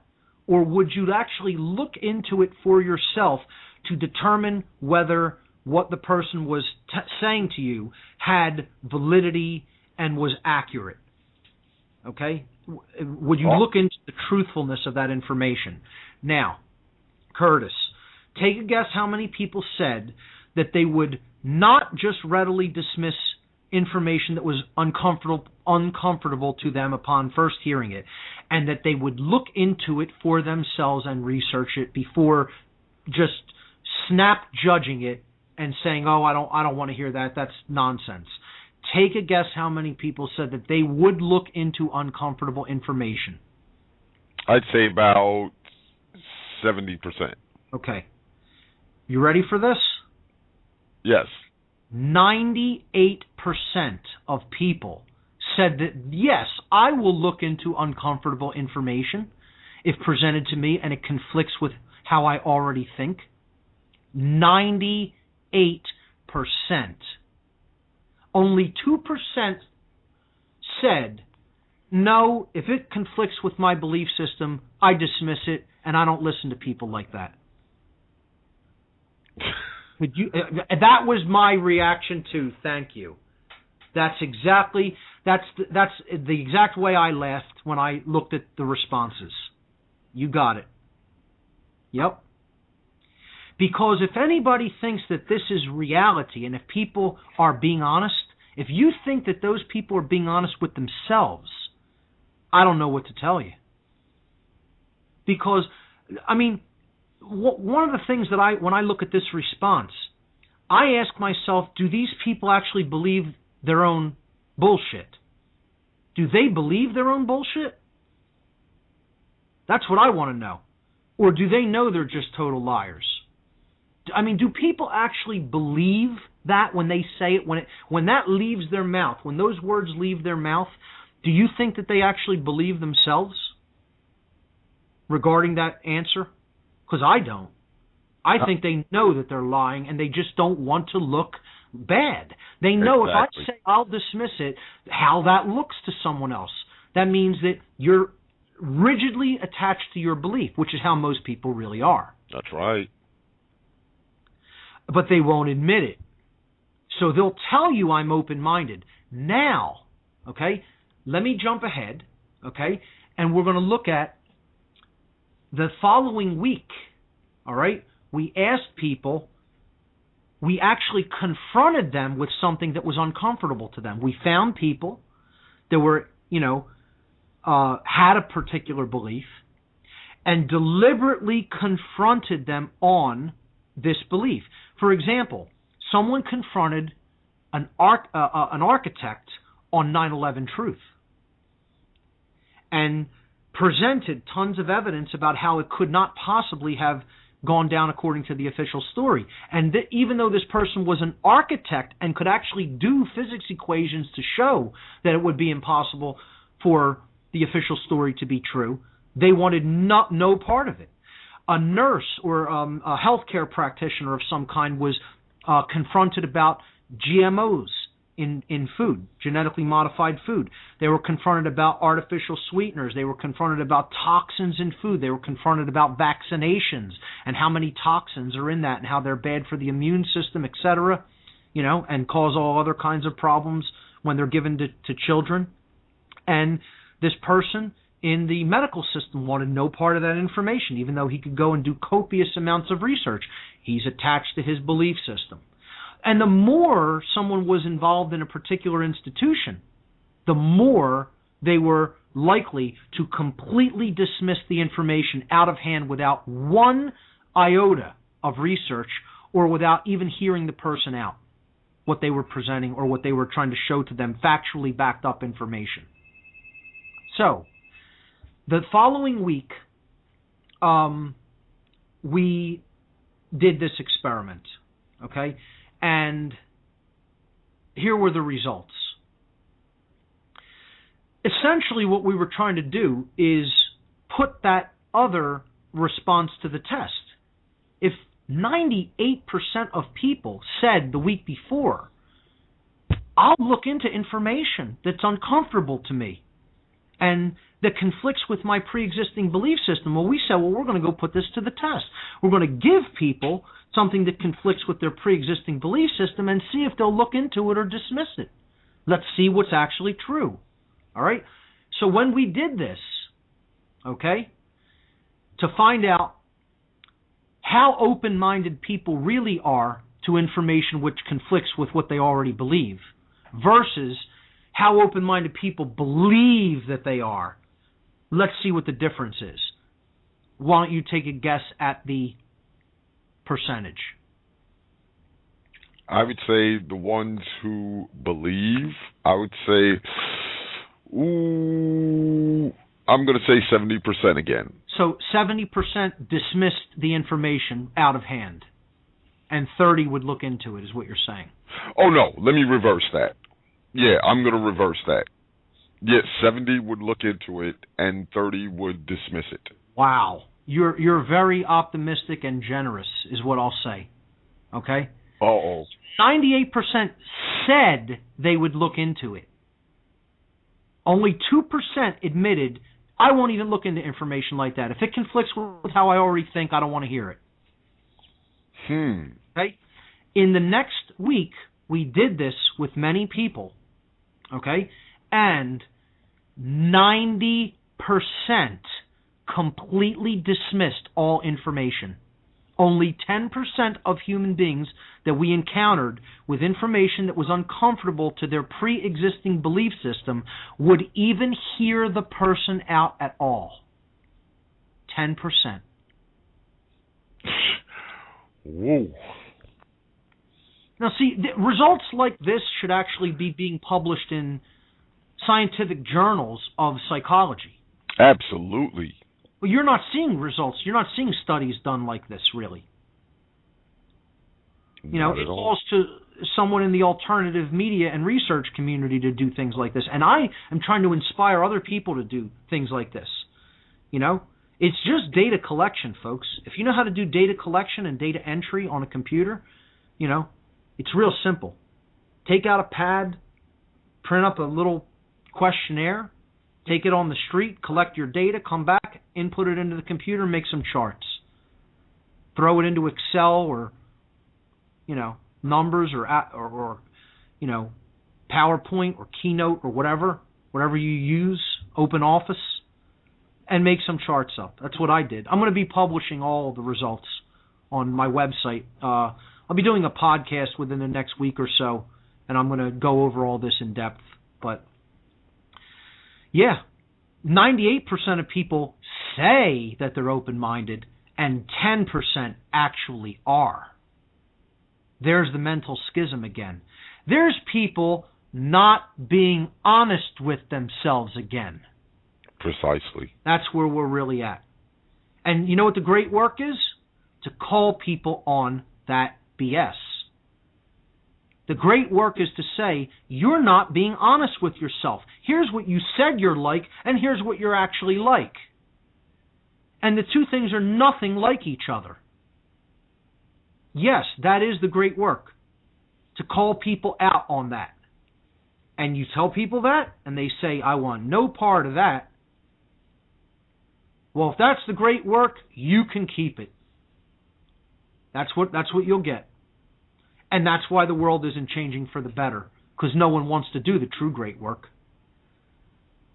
Carl Jung said it best when he described the true great work. He said, it is all about making the darkness conscious. Yes. Not believing in a thing. It's about doing the work to make it conscious. It's about confrontation, and it is about working directly with people, getting into the slime, into the muck, getting right down into there, getting your hands dirty, and getting into the excrement that is inside people's minds. Yes, indeed. And changing it. Yep, that's the real great work. And I'm telling you, most people want zero to do with the great work. And they magically believe the world's going to change on its own without helping to influence minds that are this diseased. They believe that these people are magically going to wake from their trance without anybody saying a word to them. Good luck with that. Let me know how it works out for you. Because as long as the true great work with these people's minds is not being done, and they're not being confronted and called on their total garbage that they speak, and told point blank right to their face, you're not even being honest with yourself, let alone anybody else. So let's cut through it, and let's be honest about it. Nobody is willing to do that. There's not a thing that's going to change here. Not a thing. And that's what the great work entails, among many other things. But, again, you tell people that, and they want to run 1,000 miles an hour in the opposite direction. Here's just an interesting one we did. We asked people what they think the word occult means. Uh-oh. You knew you'd find this one interesting. All right. How many people do you think never even heard of the word? Never heard the word occult, O-C-C-U-L-T. Never heard it. I'd say between 5 to 10%. Okay. 17% of people did not know the word and never heard it before. What? Yeah. Yep. 17% of people asked, what does the word occult mean? Said they never heard of the word. And we're not in a lot of trouble. People know we're in a lot of trouble, but I think it's worse than we previously thought. Wow. Guess how many people thought it meant evil? Oh, I'd say 95%. No, it wasn't that bad. Okay, I'd say about 70 to 80. Well, 70%. I thought so, too. I thought we were going to get that, too. It was 21% said it was evil. Oh, okay. Guess how many got the right answer? And said hidden? which is the correct answer. That's what occult means. Of course. I'd say about 60%. No, 11%. Oh.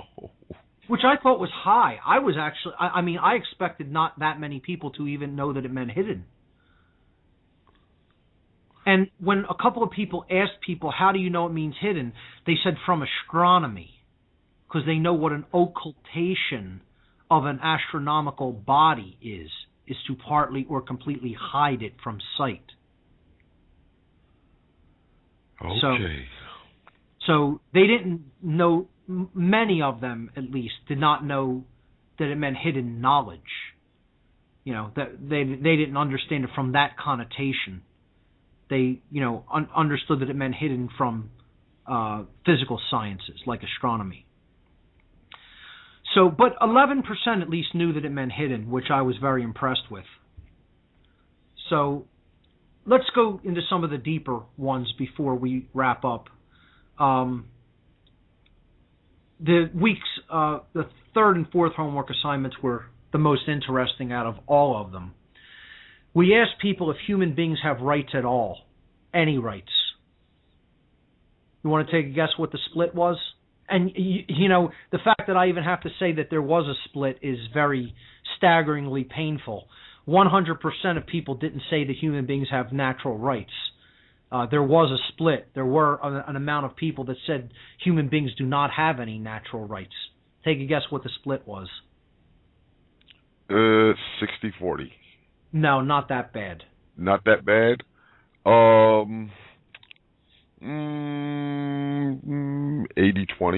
Close.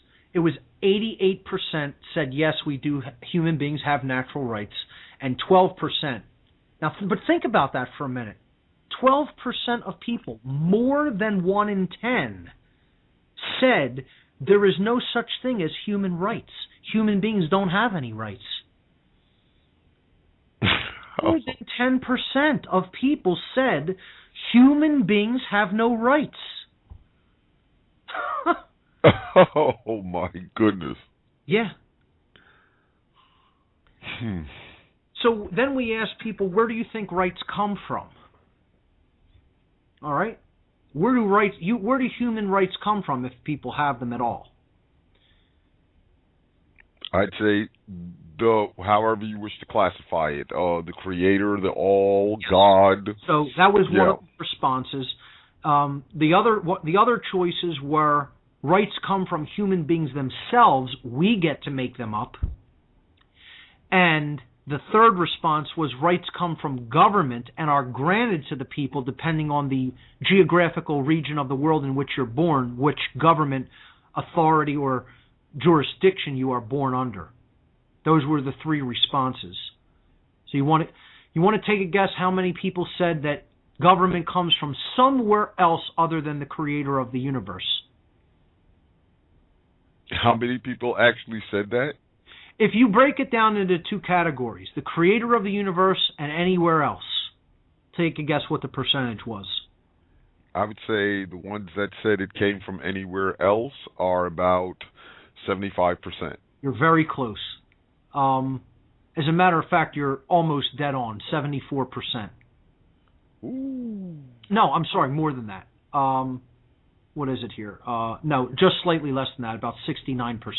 Okay. 69%, so just under 70% said that it comes from anywhere other than the creator of the universe, and 31% said it comes from the creator.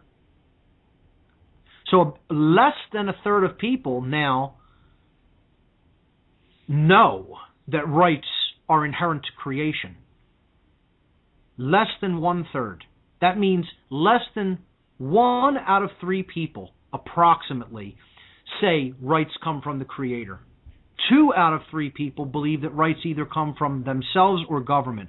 43% said themselves, and almost a full quarter, almost 25%, said rights come from government. 1 in every 4 people said rights come from government. They get to decide what rights are, and then they grant rights to human beings. 1 in 4 people answered that way. We're in trouble. We're in trouble. Yeah, I would say so. And this is people's lack of understanding of natural law and morality. We've got some work to do. A lot. And again, I don't give these results to people to discourage people or to crush their hope. Okay? At the same time, I don't want to blow smoke up people's rear ends either. I want to be honest with them. I want to tell them where the dynamic really is. That's why I did this to begin with. Okay? If you want this to change, you have to go out into the world and make it change by engaging people with the truth. The truth doesn't just magically fly into people's head, especially people who have been dumbed down and who are watching TV all day and who don't read books. So people need to go out into the world who do know the truth and engage people, engage other people. Get this information out to people, work with them about what a right really is and about what they have been supporting and condoning by condoning authority and government, which is always based on violence and is ultimately a form of slavery. It is slavery. So we ask people, here's the big one here. All right, Curtis, I want everybody really to listen to the results of this one.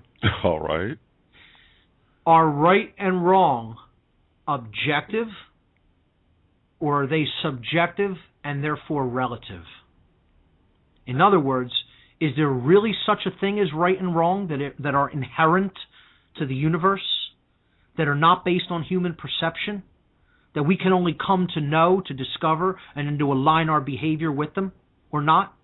Or are right and wrong themselves determined based upon human perception, our likes, our dislikes, our preferences, our whims?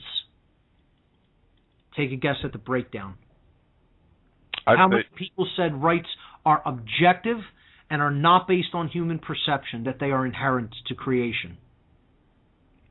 I would say I'm going to lowball that one. The ones who thought that there's no objective right or wrong, because people are so dumbed down and brainwashed by organized, distorted doctrine. Right. So how many people said it was, let's say, subjective and relative?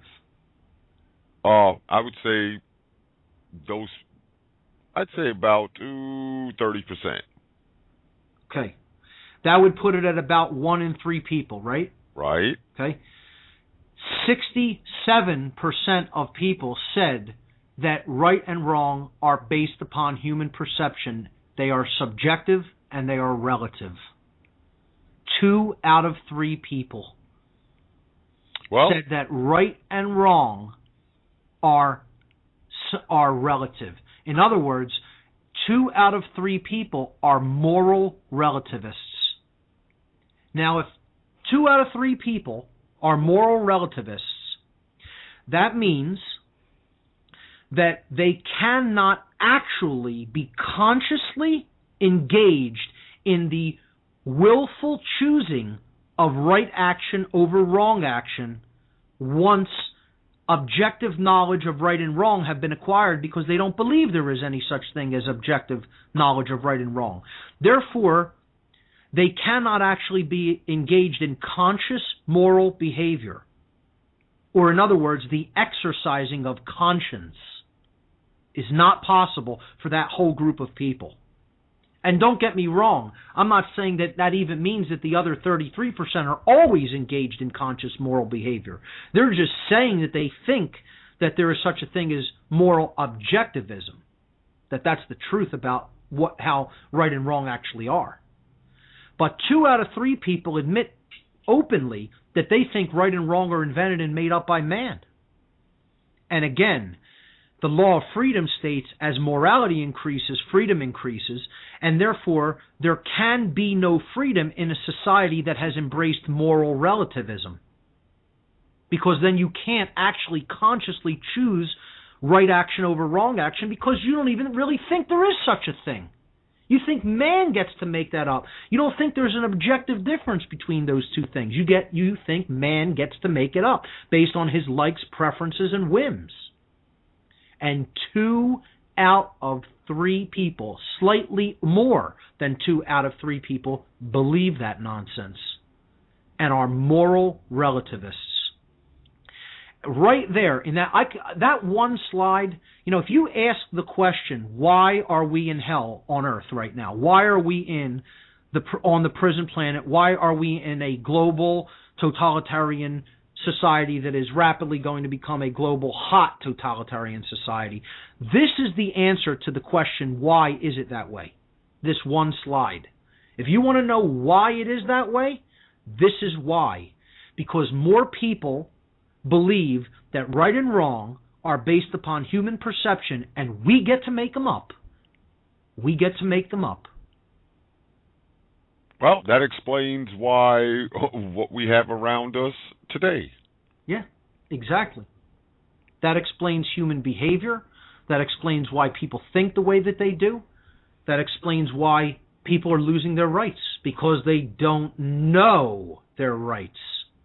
If you don't know something, if you don't even know what they are, somebody could take it away from you very easily.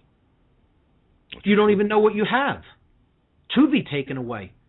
Somebody doesn't know what the value of a particular coin or object, or, if you handed somebody a piece of technology and they don't even know what it can do, they don't know what the value of that is. They don't know how valuable or non-valuable it is. So somebody might come along, that piece of equipment might be worth $25,000 to some people, and somebody could offer them a $10 bill, and they would take it because they don't even know what they have. And that's how we're being cheated out of our rights. No different. We don't even know what they are.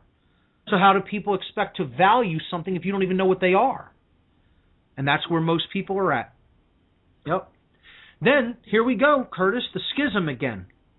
One of the next questions is, how important is moral behavior, being treated morally in your life? How important do you consider that? And again, here we have the same basic percentage. 90% of people ascribe it extreme importance, whereas 10% said it was not that important. I'd suggest those are your psychopath or borderline psychopaths. Oh, to say the least.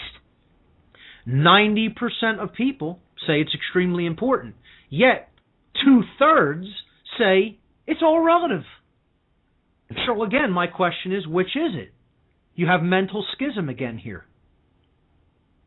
There's so much cognitive dissonance in humanity, it's unbelievable. And as long as that condition of cognitive dissonance remains unchecked by people refusing to do the work to unravel and untwist all of this twistedness in people's psyche, it's not going to get unraveled by itself. That's what the great work really is. Here's a great one. Does karma exist and have an effect in people's lives? 84% say they believe in karma. Mm-hmm. And yet, 2/3 don't believe in right and wrong, that they actually exist independently. And then you had less than 1/3, less than 1 in 3 saying that rights come from the Creator. Well, I want to know where they think all these people, almost 85% of people, where do you think karma comes from? What force put karma in place then? If karma is in place, and we were very distinct, saying that this has nothing to do with human beings punishing other human beings, that this is a force in nature. 85% believe in the force of karma. And yet only 1 in 3 believe that the Creator has actually created right and wrong, created rights and granted rights to human beings through free will. Okay? And then 2/3 of people are moral relativists and don't believe there is any such thing as right and wrong objectively. So I want to know how you can hold those opinions in your head simultaneously. How can you believe there's no such thing as objective right and wrong and then believe karma is a force that the universe has put in place in the world? Well, I want to know where those 85%, one of the things I didn't ask but maybe should have, where do you think karma comes from if you believe in it? If it doesn't come from the Creator of the universe itself or some intelligent force that underlies creation and can reorganize creation to bring the effects of karma upon someone when making certain choices, then where in the hell does it come from? So this response was totally contradictory as far as I'm concerned. While I see it as an encouraging response, because yes, I do know that karma exists. The whole point is here, these people, it's still a contradictory response because of former responses that people gave. I'll jump ahead to a couple more. Please. We asked, is taxation moral or immoral? And this was almost a 50-50 split, with more people believing that it's moral. 53% said that the act of taxation on the part of government is a right that they have, that has been granted to them, and that is legitimate and it is moral. So this act of theft, violence, and slavery, people perceive as legitimate because of the justifications that people say must be done, that it must be done because of what must be done with that money. And the conditions that will result if those acts of theft, violence, and slavery are not allowed to go on unchecked.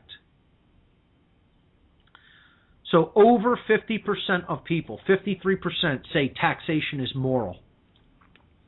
We asked if prohibition of substances is moral.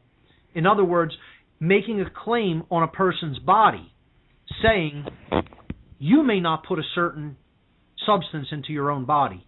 I'm going to prohibit that behavior, and I'm going to tell you, you may not put that substance into your body. Well, that's a claim of ownership on another person's body. If I can tell you what you're allowed or what you must or must not put into your own body, you're not making the decisions about the usage of your body or what goes into it. And again, we're not talking about subsequent behaviors. We are talking about the act of ingestion of a substance and its prohibition of the ingestion of that substance. There are two different behaviors. One behavior is the ingestion of a substance. The other behavior is what someone may enact or perform after having or having not ingested a particular substance. They're two totally different behaviors. We're talking only about the behavior of ingestion of a substance. If you prohibit the ingestion of a substance, that is a claim of ownership on another person's body, because you're telling them what they may or may not do with the physical vehicle that affects only their own body in that moment. What they do after that is their responsibility. So, of course, no one has a right to drink a whole bunch of alcohol and then go beat up on his wife. That's not your right. Okay? Nobody has a right to, take some PCP and then go on a rampage of violence in the streets. Mm-hmm. You have the right to take the PCP, but not the right to take the violence. And if you're not responsible enough to put the conditions in place that you will not take that violence by taking that substance, then you still have to be held accountable by your actions. Just like a person who drinks and beats his wife would still have to be held accountable for the behavior of beating his wife, but yet the act of actual alcohol consumption is still his natural right to put a substance into his own body.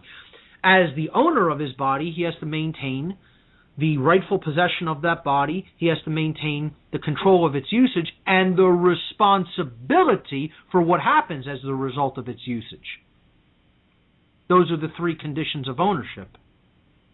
So, if he doesn't maintain the responsibility, he still has to be held accountable for his behavior, for his irresponsible behavior. Exactly. But that's a different behavior than actually ingesting the substance. So this is something I like to get into on a deeper level, but we could do that on another time. The whole point here was, is the act of actually prohibiting what may or may not be put into someone's body moral or immoral? And it was the opposite split from taxation. 53% said it was immoral, whereas 47% said drug prohibition is moral. So we're still almost at a 50-50 split. Then we asked, are driver's licenses moral or immoral? So this was about licensing things. In other words, is moving as you will in your own property that you can operate, called a car, is that a right to move on the face of the earth as you see fit in your property? Absolutely. Absolutely it is. Or is it a privilege that is granted to you by other people, and if you don't have their permission, then that's not something that you may do. So is the actual act of demanding that someone ask permission to do something that is a natural right moral or immoral?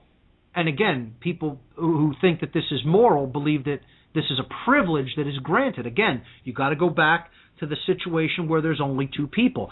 No, it does not change just because there's 7 billion people in the world and there's hundreds of millions of roads.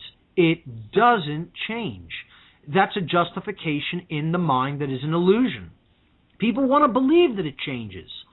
So if I have the right to drive a car on the surface of the earth, if there were only two people alive on the surface of the earth, would that person have the right to tell me you may not drive this car? No. He could take action against me if I run over his property or him, but he doesn't have the right to tell me you need permission from me to set foot in that car and drive it. No, you don't need permission from someone else to do a behavior as long as the behavior isn't harming someone else. Hey, then if the behavior causes chaos and then it harms somebody else, you need to be held accountable for it. And that person would have then a right to take certain action against you. So, again, there are two different behaviors. Actually operating a car, a carriage, getting on a horse, etc., whatever, riding a bike. These are rights. They're not something that you don't have the right to do. If you're not harming anybody in the doing of that, then it's a right. Again, you have to look at it in the apophatic sense. If I get in a car and drive it, that behavior, if I have harmed nobody else, is a right. If I get in a car and I am irresponsible about what I'm doing in that piece of property, then I have to be held to account for what I've done with it. Again, control of usage and responsibility. Rightful possession, control of usage, and responsibility. The three qualifications for ownership. So, when people are saying, you must come and beg permission from me to do a behavior that is a natural right, they're making a claim of ownership against you once again. See, that's what all forms of authority are. It's the claim of ownership on another person or their property. It's saying, what's yours is mine. You don't actually own that. You don't actually own those rights. You don't actually own that product of your labor. You don't actually own your property. And you, most of all, don't actually own your body. That's what the claim of all forms of authority are. So if one person doesn't have a right to do that to another individual, that cannot be granted. That's called a wrong.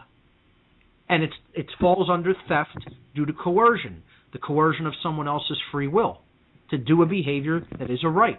And you're saying, now I'm prohibiting that unless you have my permission.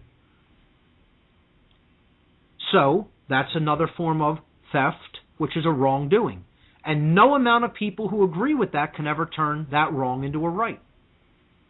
So we'll see how the schism comes up a little bit later. Let me move to one of the questions was, are you a moral human being? Do you exercise conscience? Do you know the difference between right and wrong, and are you a moral human being? You want to guess this one? I'll give you a hint, okay? It's very similar to another response that we heard.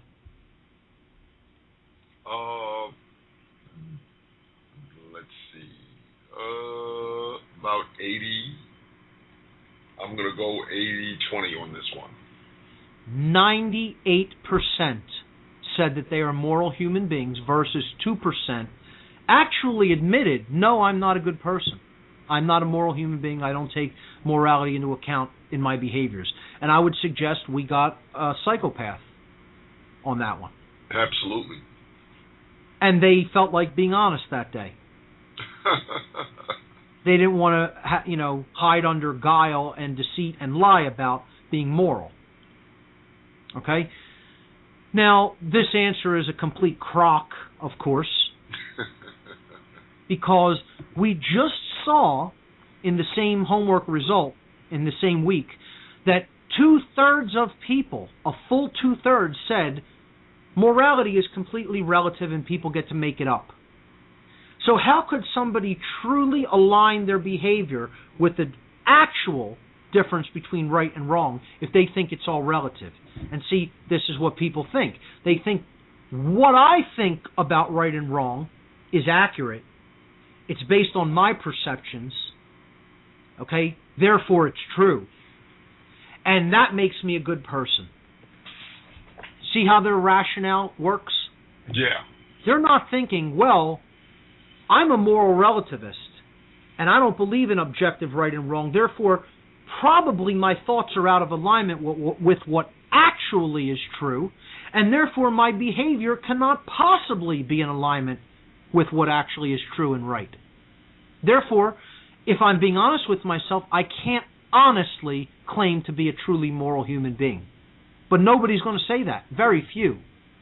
And again, I think the ones who were honest enough to say that are probably psychopaths.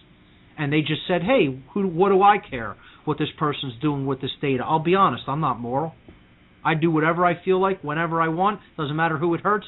Right and wrong don't even enter the picture. That's called a psychopath. Oh, yes. And we actually got 2% of people admitting that that's what they're like. But the other 98%, I would say, a good majority of those people are completely full of it. Yeah, I have to agree. and again, their answers betray them because they believe immoral behaviors such as taxation, prohibition, and licensing are moral.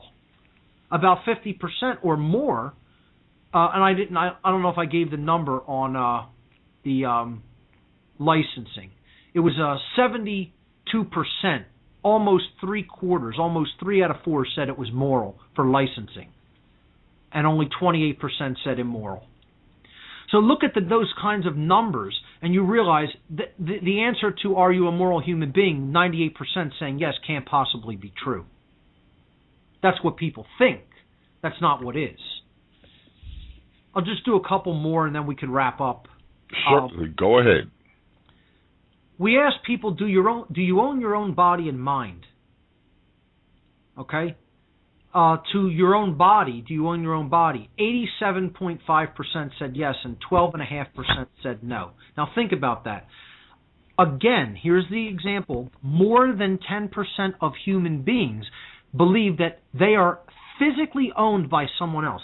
And we didn't ask this in the way like, well, do you think other people consider you a slave?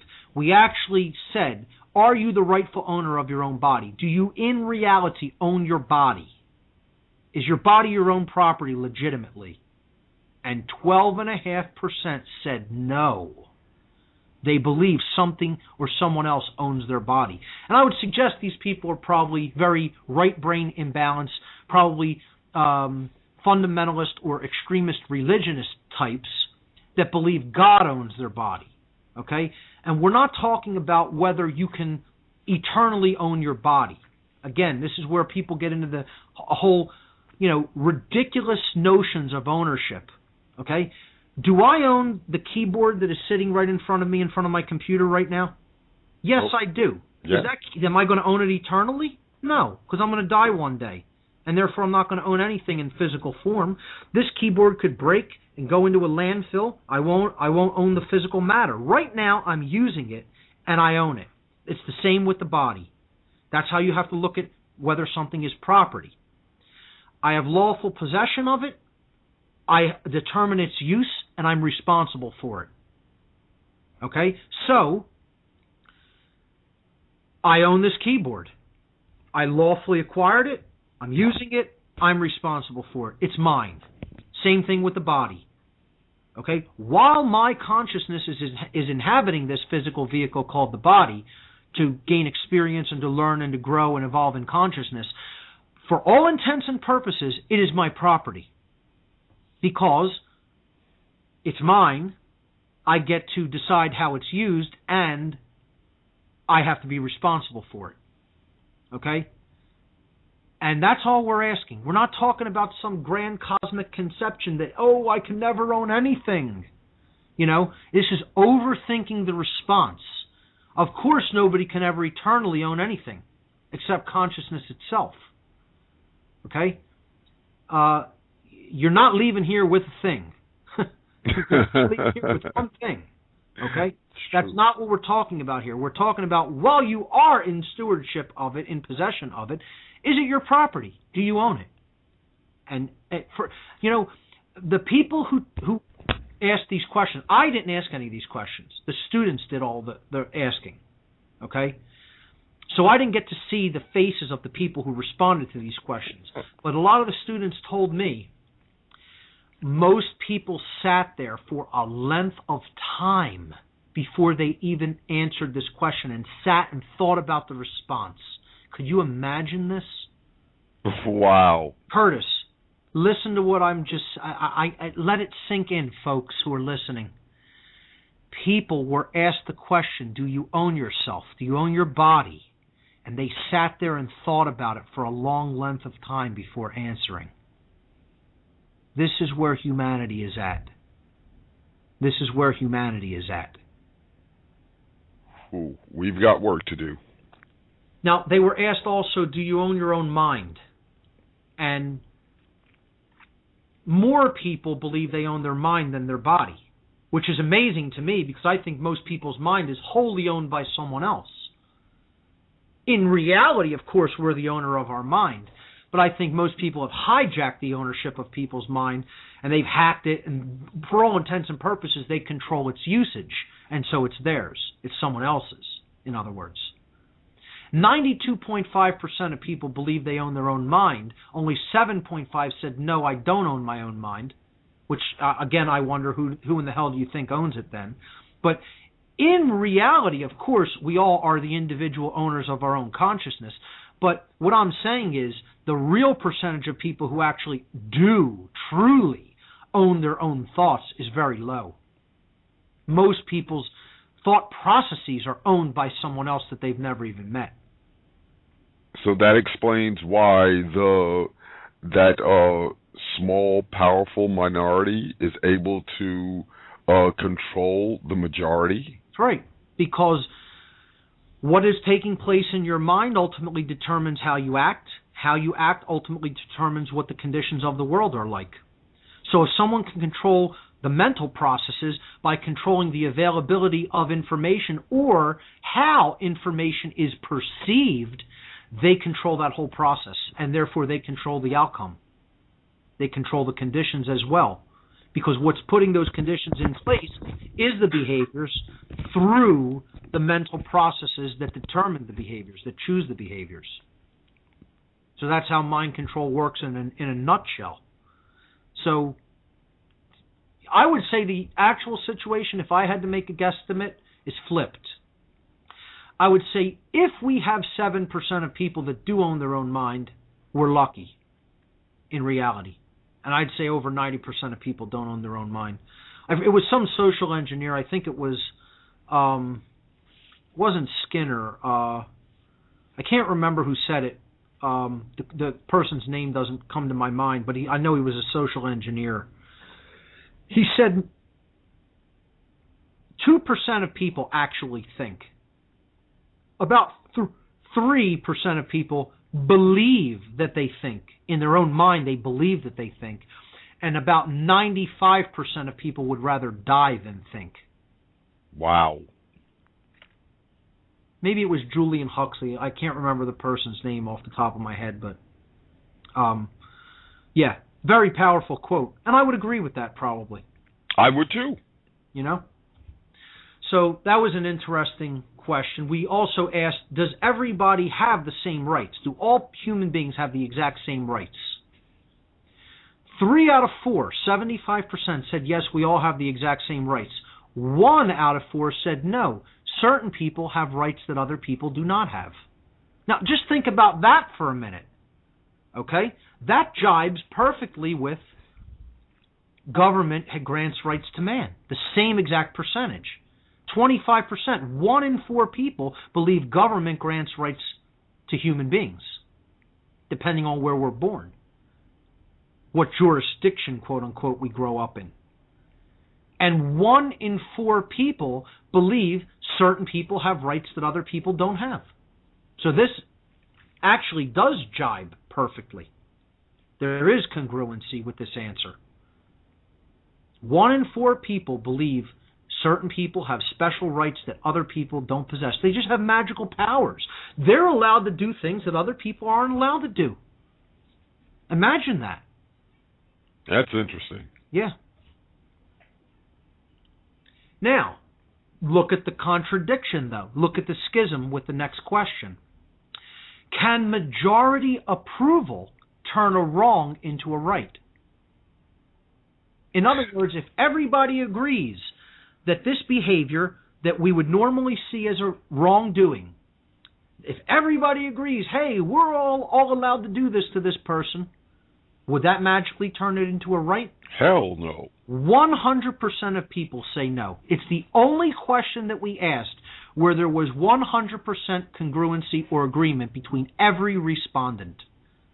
Even that psychopath that we talked about earlier said he's not a good human being.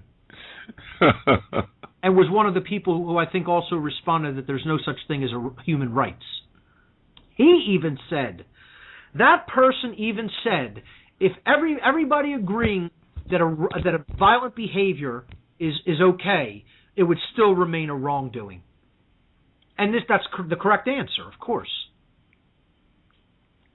But think about it. You look at the total schism. We just saw the schism, right?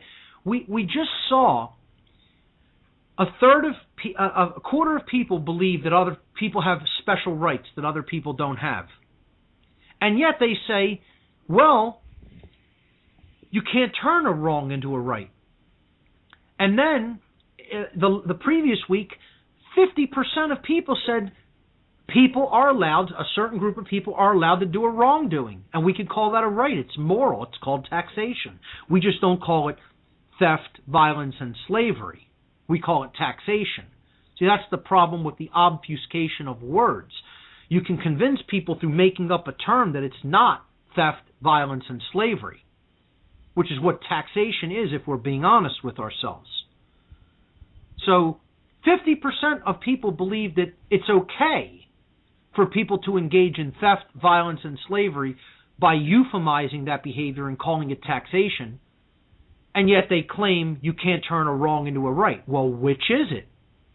Can you turn the wrongdoings of theft, violence, and slavery into a right, call it taxation, and it magically becomes moral, or can that not be done? Well, in the question this week, they say, oh, that can't be done. But last week they say, yeah, that's moral. That's a moral behavior. Because, again, they're not seeing the behavior for what it is. They're only looking at the justifications that are offered for the continuance of the behavior. Nobody's going to the philosophical truth about what the behavior actually entails, which is theft, violence, and slavery. So again, you see that mental schism. We asked here's another great mental schism, 2 sets of questions asked back to back. Does legal equate with moral and illegal equate with immoral simultaneously? In other words, is legality equivalent to morality and illegality equivalent to immorality? 95% of people say no, they're not equivalent. They're not necessarily equivalent. That man's law might not mean, if it's legal, it might not mean it's moral, and if it's illegal, it might not necessarily mean it's immoral. 95% of people say they think that way. And only 5% said, if it's legal, it's moral, and if it's illegal, it's immoral. Yes, they're equivalent. So if a law is passed, that's what's legal or that's what's moral or what's immoral. That's what makes it moral or immoral. 5% said that. 95% said they don't necessarily equate. But in the very next question, okay, we asked people, do people have a moral obligation to obey laws that would punish them for committing an act, for doing a behavior that would harm no one else? In other words, a victimless quote-unquote crime. Right.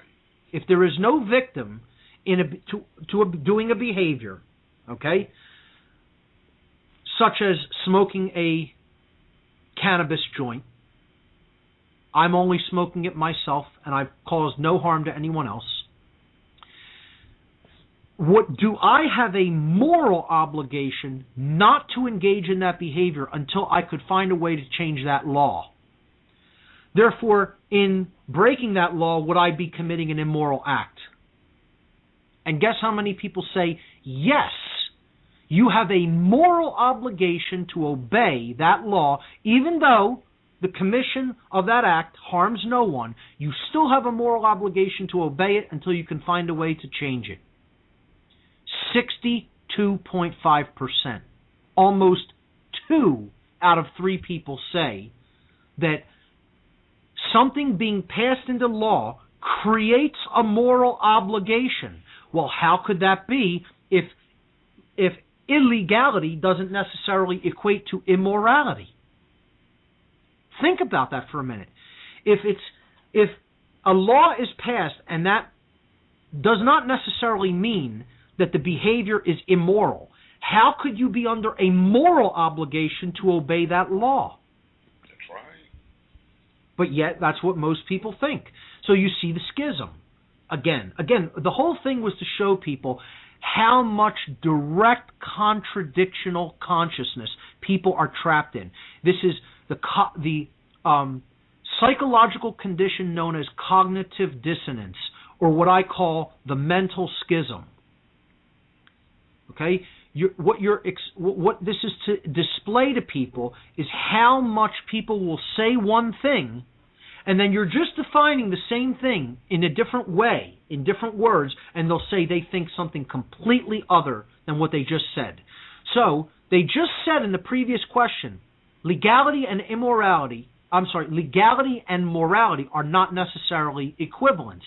Yet in the very next question they say, passing something into law creates a moral obligation. Imagine this. That's how completely contradictory people's mindset is.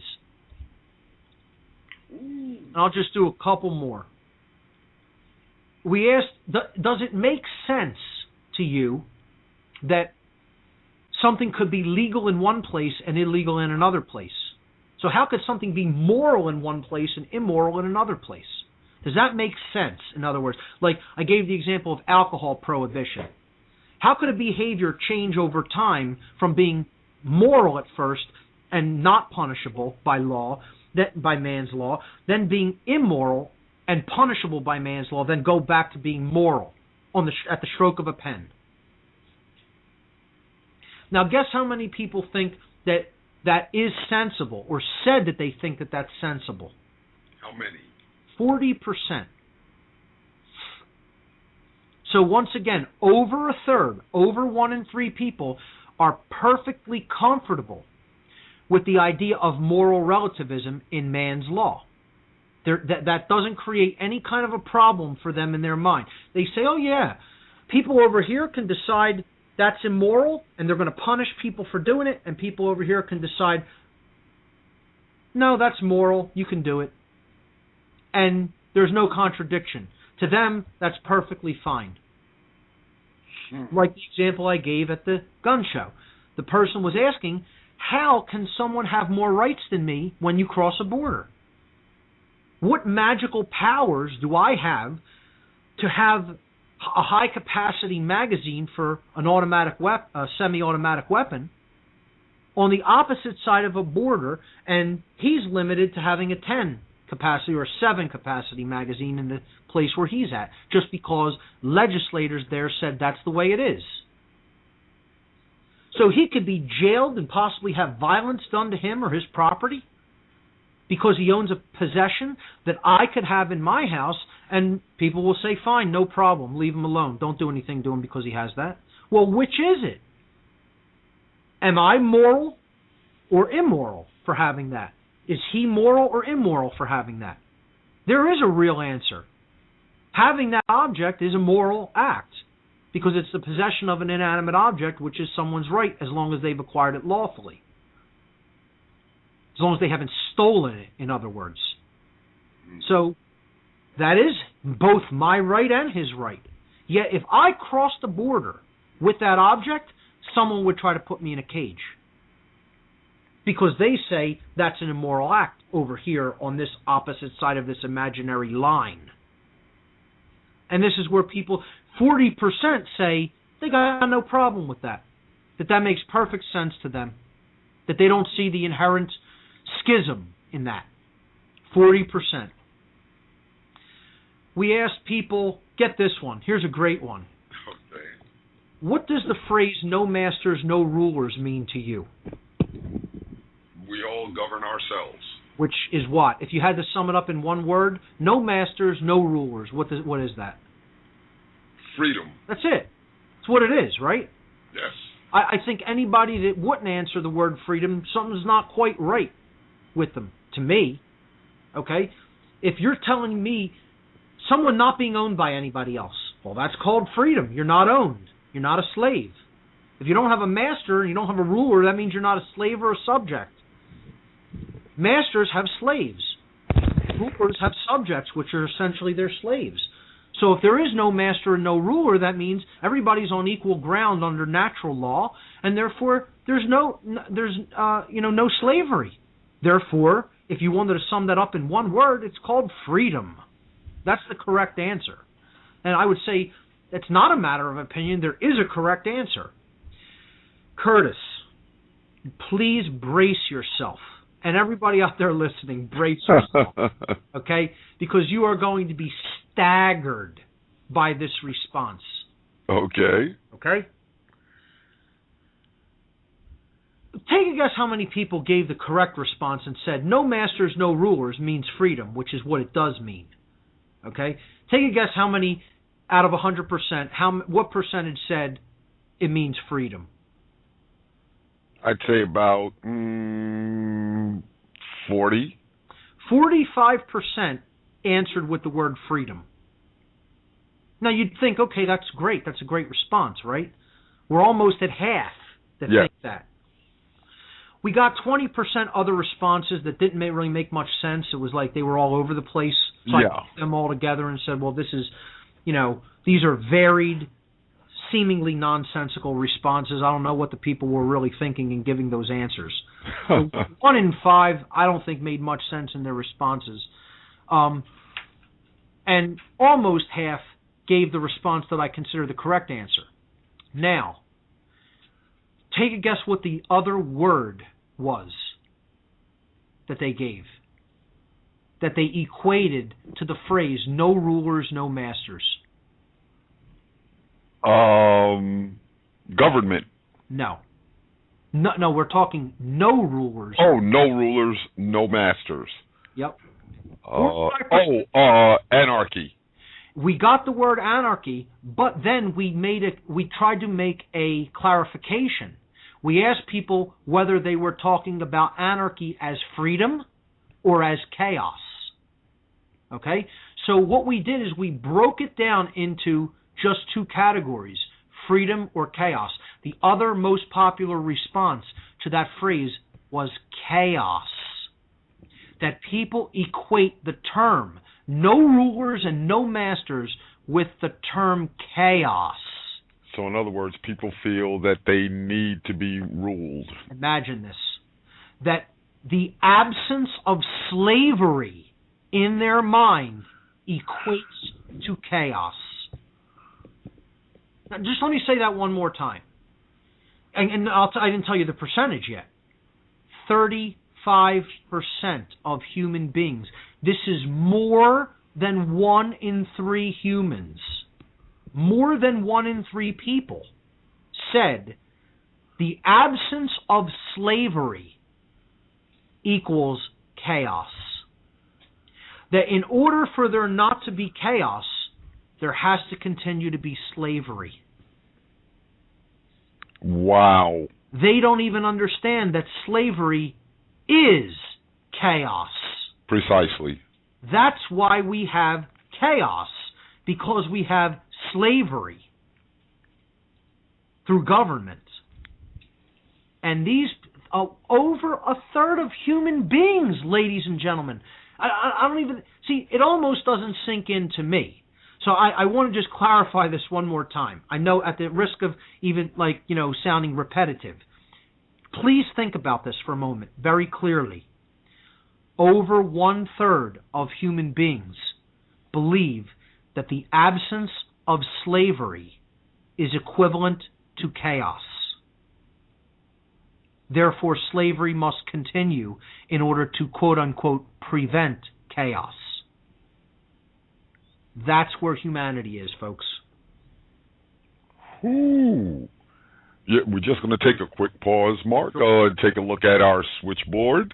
We're going to see if we could grab a caller or two before. Yeah, I'll leave it there. That's all the homework results I'll go over, and I think that's really what I wanted to get across tonight. We talked about natural law. We talked about what the great work really is, and I gave some of these homework results, which I find absolutely unbelievable and very fascinating, but also very overwhelmingly saddening. To understand this is where humanity is. So I'd definitely like to hear what some people have thought about what was said here tonight. Oh, yes. And we are going to take our first caller. We have a caller from the 347 area code. Caller, if you're there, please state your name and where you're calling from. Hello? Yes, greetings. How are you? Oh, namaste, hotep, and all positive words to your guest, Brother Star Mark, and to you, Brother Curtis, who is doing a phenomenal job or phenomenal work of presenting information and knowledge that we can use in real time. Thank you so much. So I just wanted to send those accolations out to you and to Mark. Thank you. Mark, I love the survey that you did, and I had a couple of, not too many questions, but these are my thoughts, and you can correct me if, you can put me on the right path. I'm open to that. I'm always open to learning and expanding consciousness.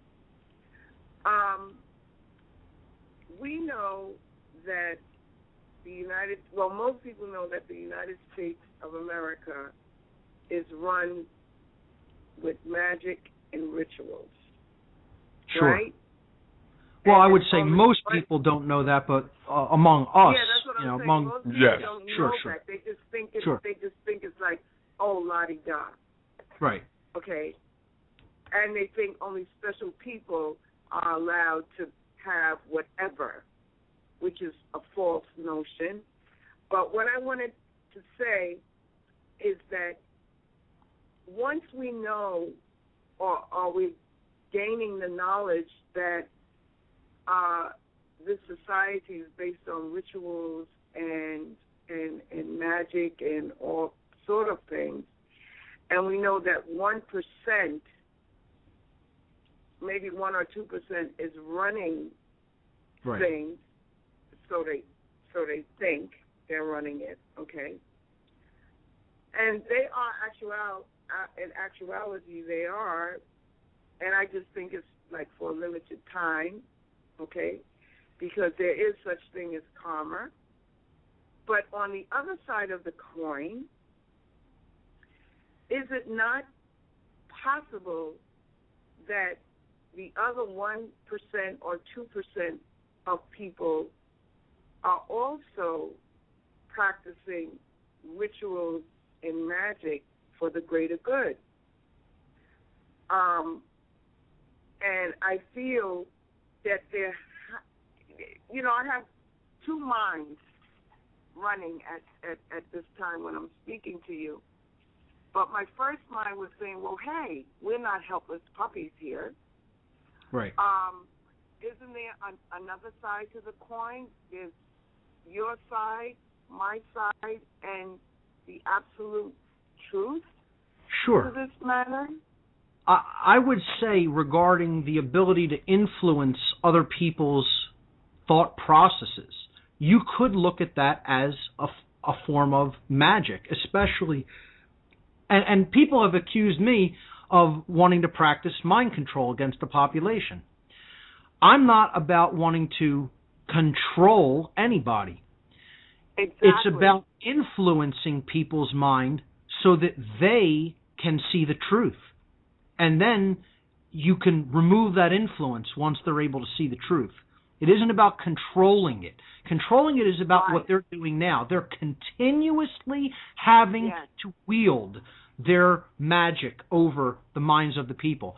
And this 1% to 2% that you're talking about are steering the population. The actual power lies in the mass of people who carry out the behaviors, but the behaviors are based upon their thoughts, which are erroneous, which are not based in reality, not based in truth, and are influenced by this small, tiny, dark priest class that is actually that is controlling their mind and keeping it under control. See, mind control, you'll know if mind control is at work when somebody has to continuously apply the same method. Because once that method is stops being applied, it snaps back. The mind would snap back like a rubber band at some point. This is why they have to continuously speak the lie 24 hours a day, 7 days a week. We need to continuously speak the truth. And keep you constantly distracted so you won't be able to sit down and think for yourself. That's right. Also, and that's very important what you just said, because it's actually less about keeping the truth hidden as it is about dissuading or discouraging people from looking into the truth.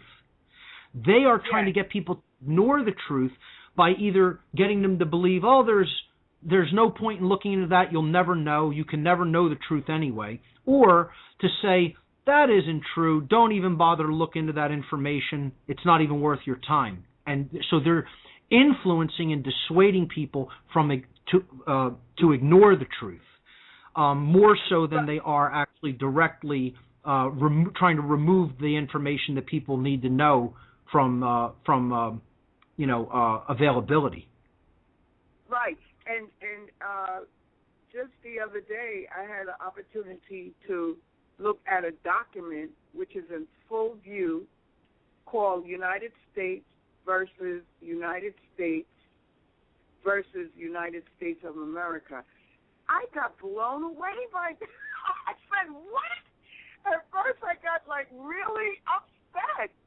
I would say, these need to grow people are behaving anyway. So, they're making the distinction between United States as a corporation versus as an actual country and people. Exactly. And people are not corporations. Citizens are. This is so deep, Brother Mark. And I don't want to get into it, but I just wanted to express, when you were talking about the surveys that you were doing and everything, and you're absolutely correct, because sometimes when I'm talking to people about health issues and whatnot, they don't want to hear what you want to say because they're hooked on allopathic medicine. Right. Now, allopathic medicine has its place, such as in emergencies and stuff like that, but for long-term... Sure. For chronic conditions, it's treating the symptoms, not the actual causal factors. Exactly. Well, I just wanted to thank you very much, and I will re-listen. I mean, it was so great, and I look forward to seeing you and others in New York presenting your Free Your Mind conference, because what I feel, Mark and Curtis, that there are portals opening for the information to come. And also, I firmly believe, and now knowing that the reason why they have the chemtrails going is to block the energy that are coming, the energies of information that are coming from the sun. There's various different energies that are also coming from the sun too. I absolutely agree with that. Definitely, I think that's one of the hidden sides to the whole chemtrail agenda. And yes. I think that we cannot underestimate the types of energy that are emitted from our sun and the effects that they have upon human consciousness, without any doubt. Exactly. So I'm hoping with that help to shift, like I heard the numbers and everything that you were saying, right. But I also understand the quantum leap, and the catalyst for change that has to happen with numbers. But at the same time, I also feel that the help is within us and all around us, and we just have to ask for it. And I think by me even asking these questions, like, who are these people? What is going on? What? So sure. So when I think that's the beginning part of that process, and then once someone develops the answers to those questions and has received that truth, then it becomes their moral responsibility to go out and take that truth to other people and help them to go through that same transformative process that they went through that improved the quality of their life. Because as long as we just sit back and say, well, let people be however they are, no, we can't change them by force, but we can change them by influence. And we have to get into their mind by engaging it and help to heal a lot of the traumas that people have gone through, talking out the traumas. That people think the way that they think because of traumatic situations that they have gone through in their life. That's what creates schism like this. We have to basically, the small percentage of us that do know the truth and have worked upon and healed ourselves have to become the practitioners of mental medicine, psychological and spiritual medicine to help heal these schisms and these divides and these forms of oppositional consciousness in our fellow human beings. We have to go out and do that work. That is the great work. That is the great work. That is, and I appreciate, love, your time and space here within this forum, and thank you, Brother Curtis, for allowing me to express my feelings. And we got to do the work. The work is very, very important. And someone said the healing is in the work. That's right. Right. Thank you so much for calling in, beloved. Thank you very much. Yeah, and to the brothers and sisters in the chat room, much respect, because there's a lot of, people who are expressing truth, so I could even evolve and become a more enlightened being. So thank you very, very much, and blissful moment. To you as well. To you as well, beloved. Thank you for calling in.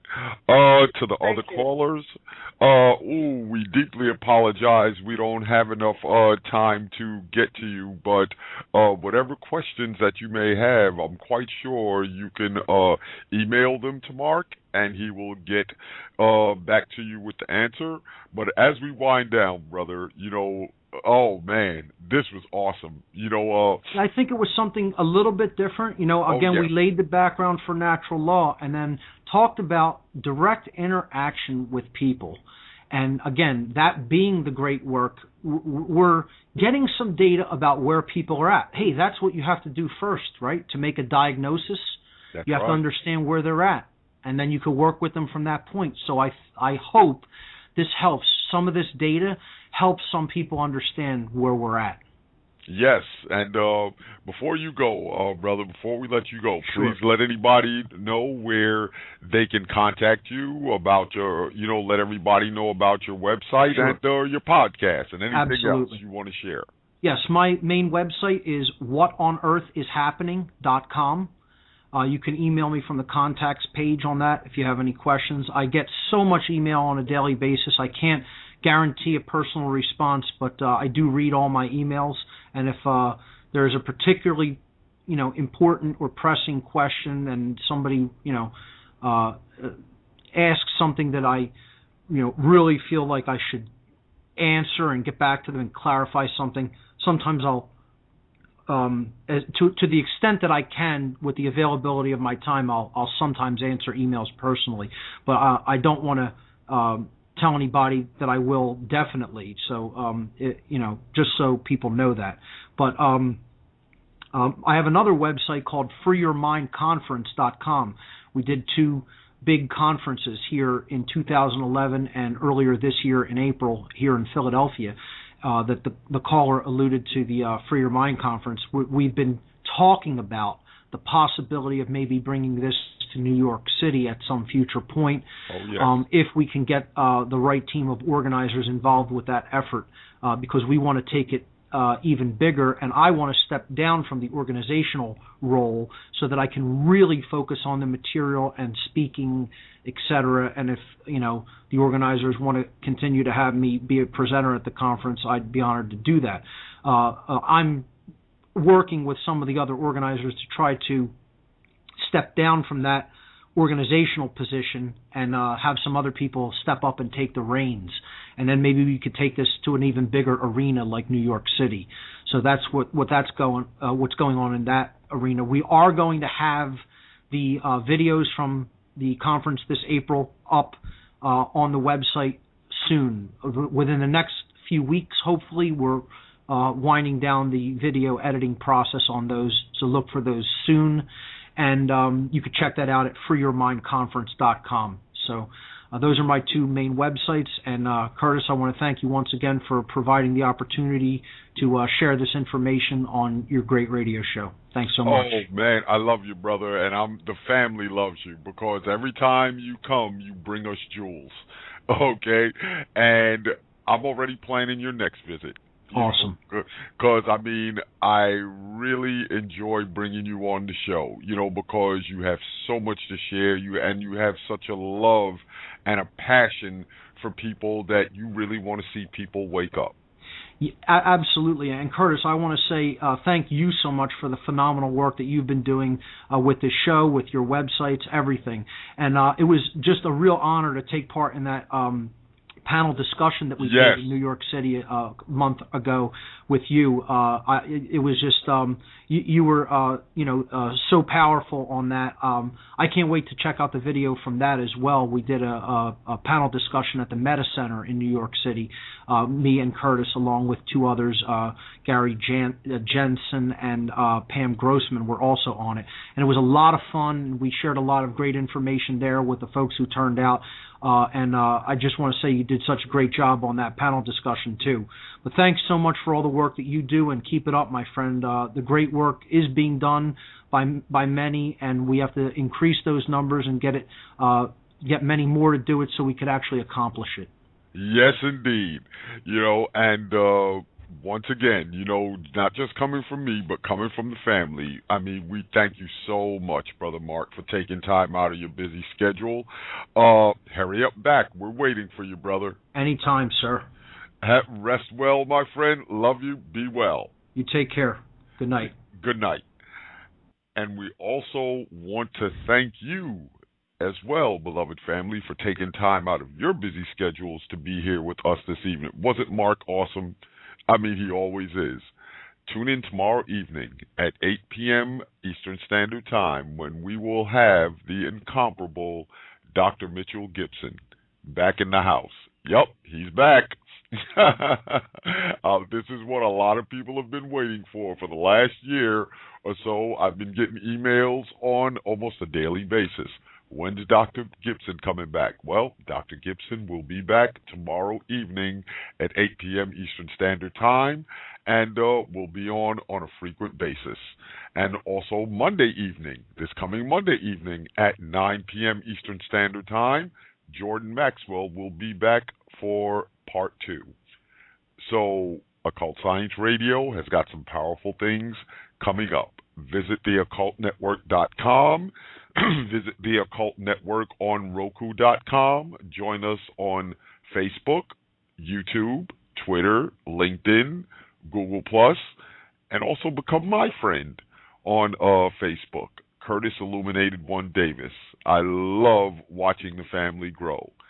And with that, beloved family, as I always say in closing, peace, love, and power and please, please walk with strength. Peace. I love you all.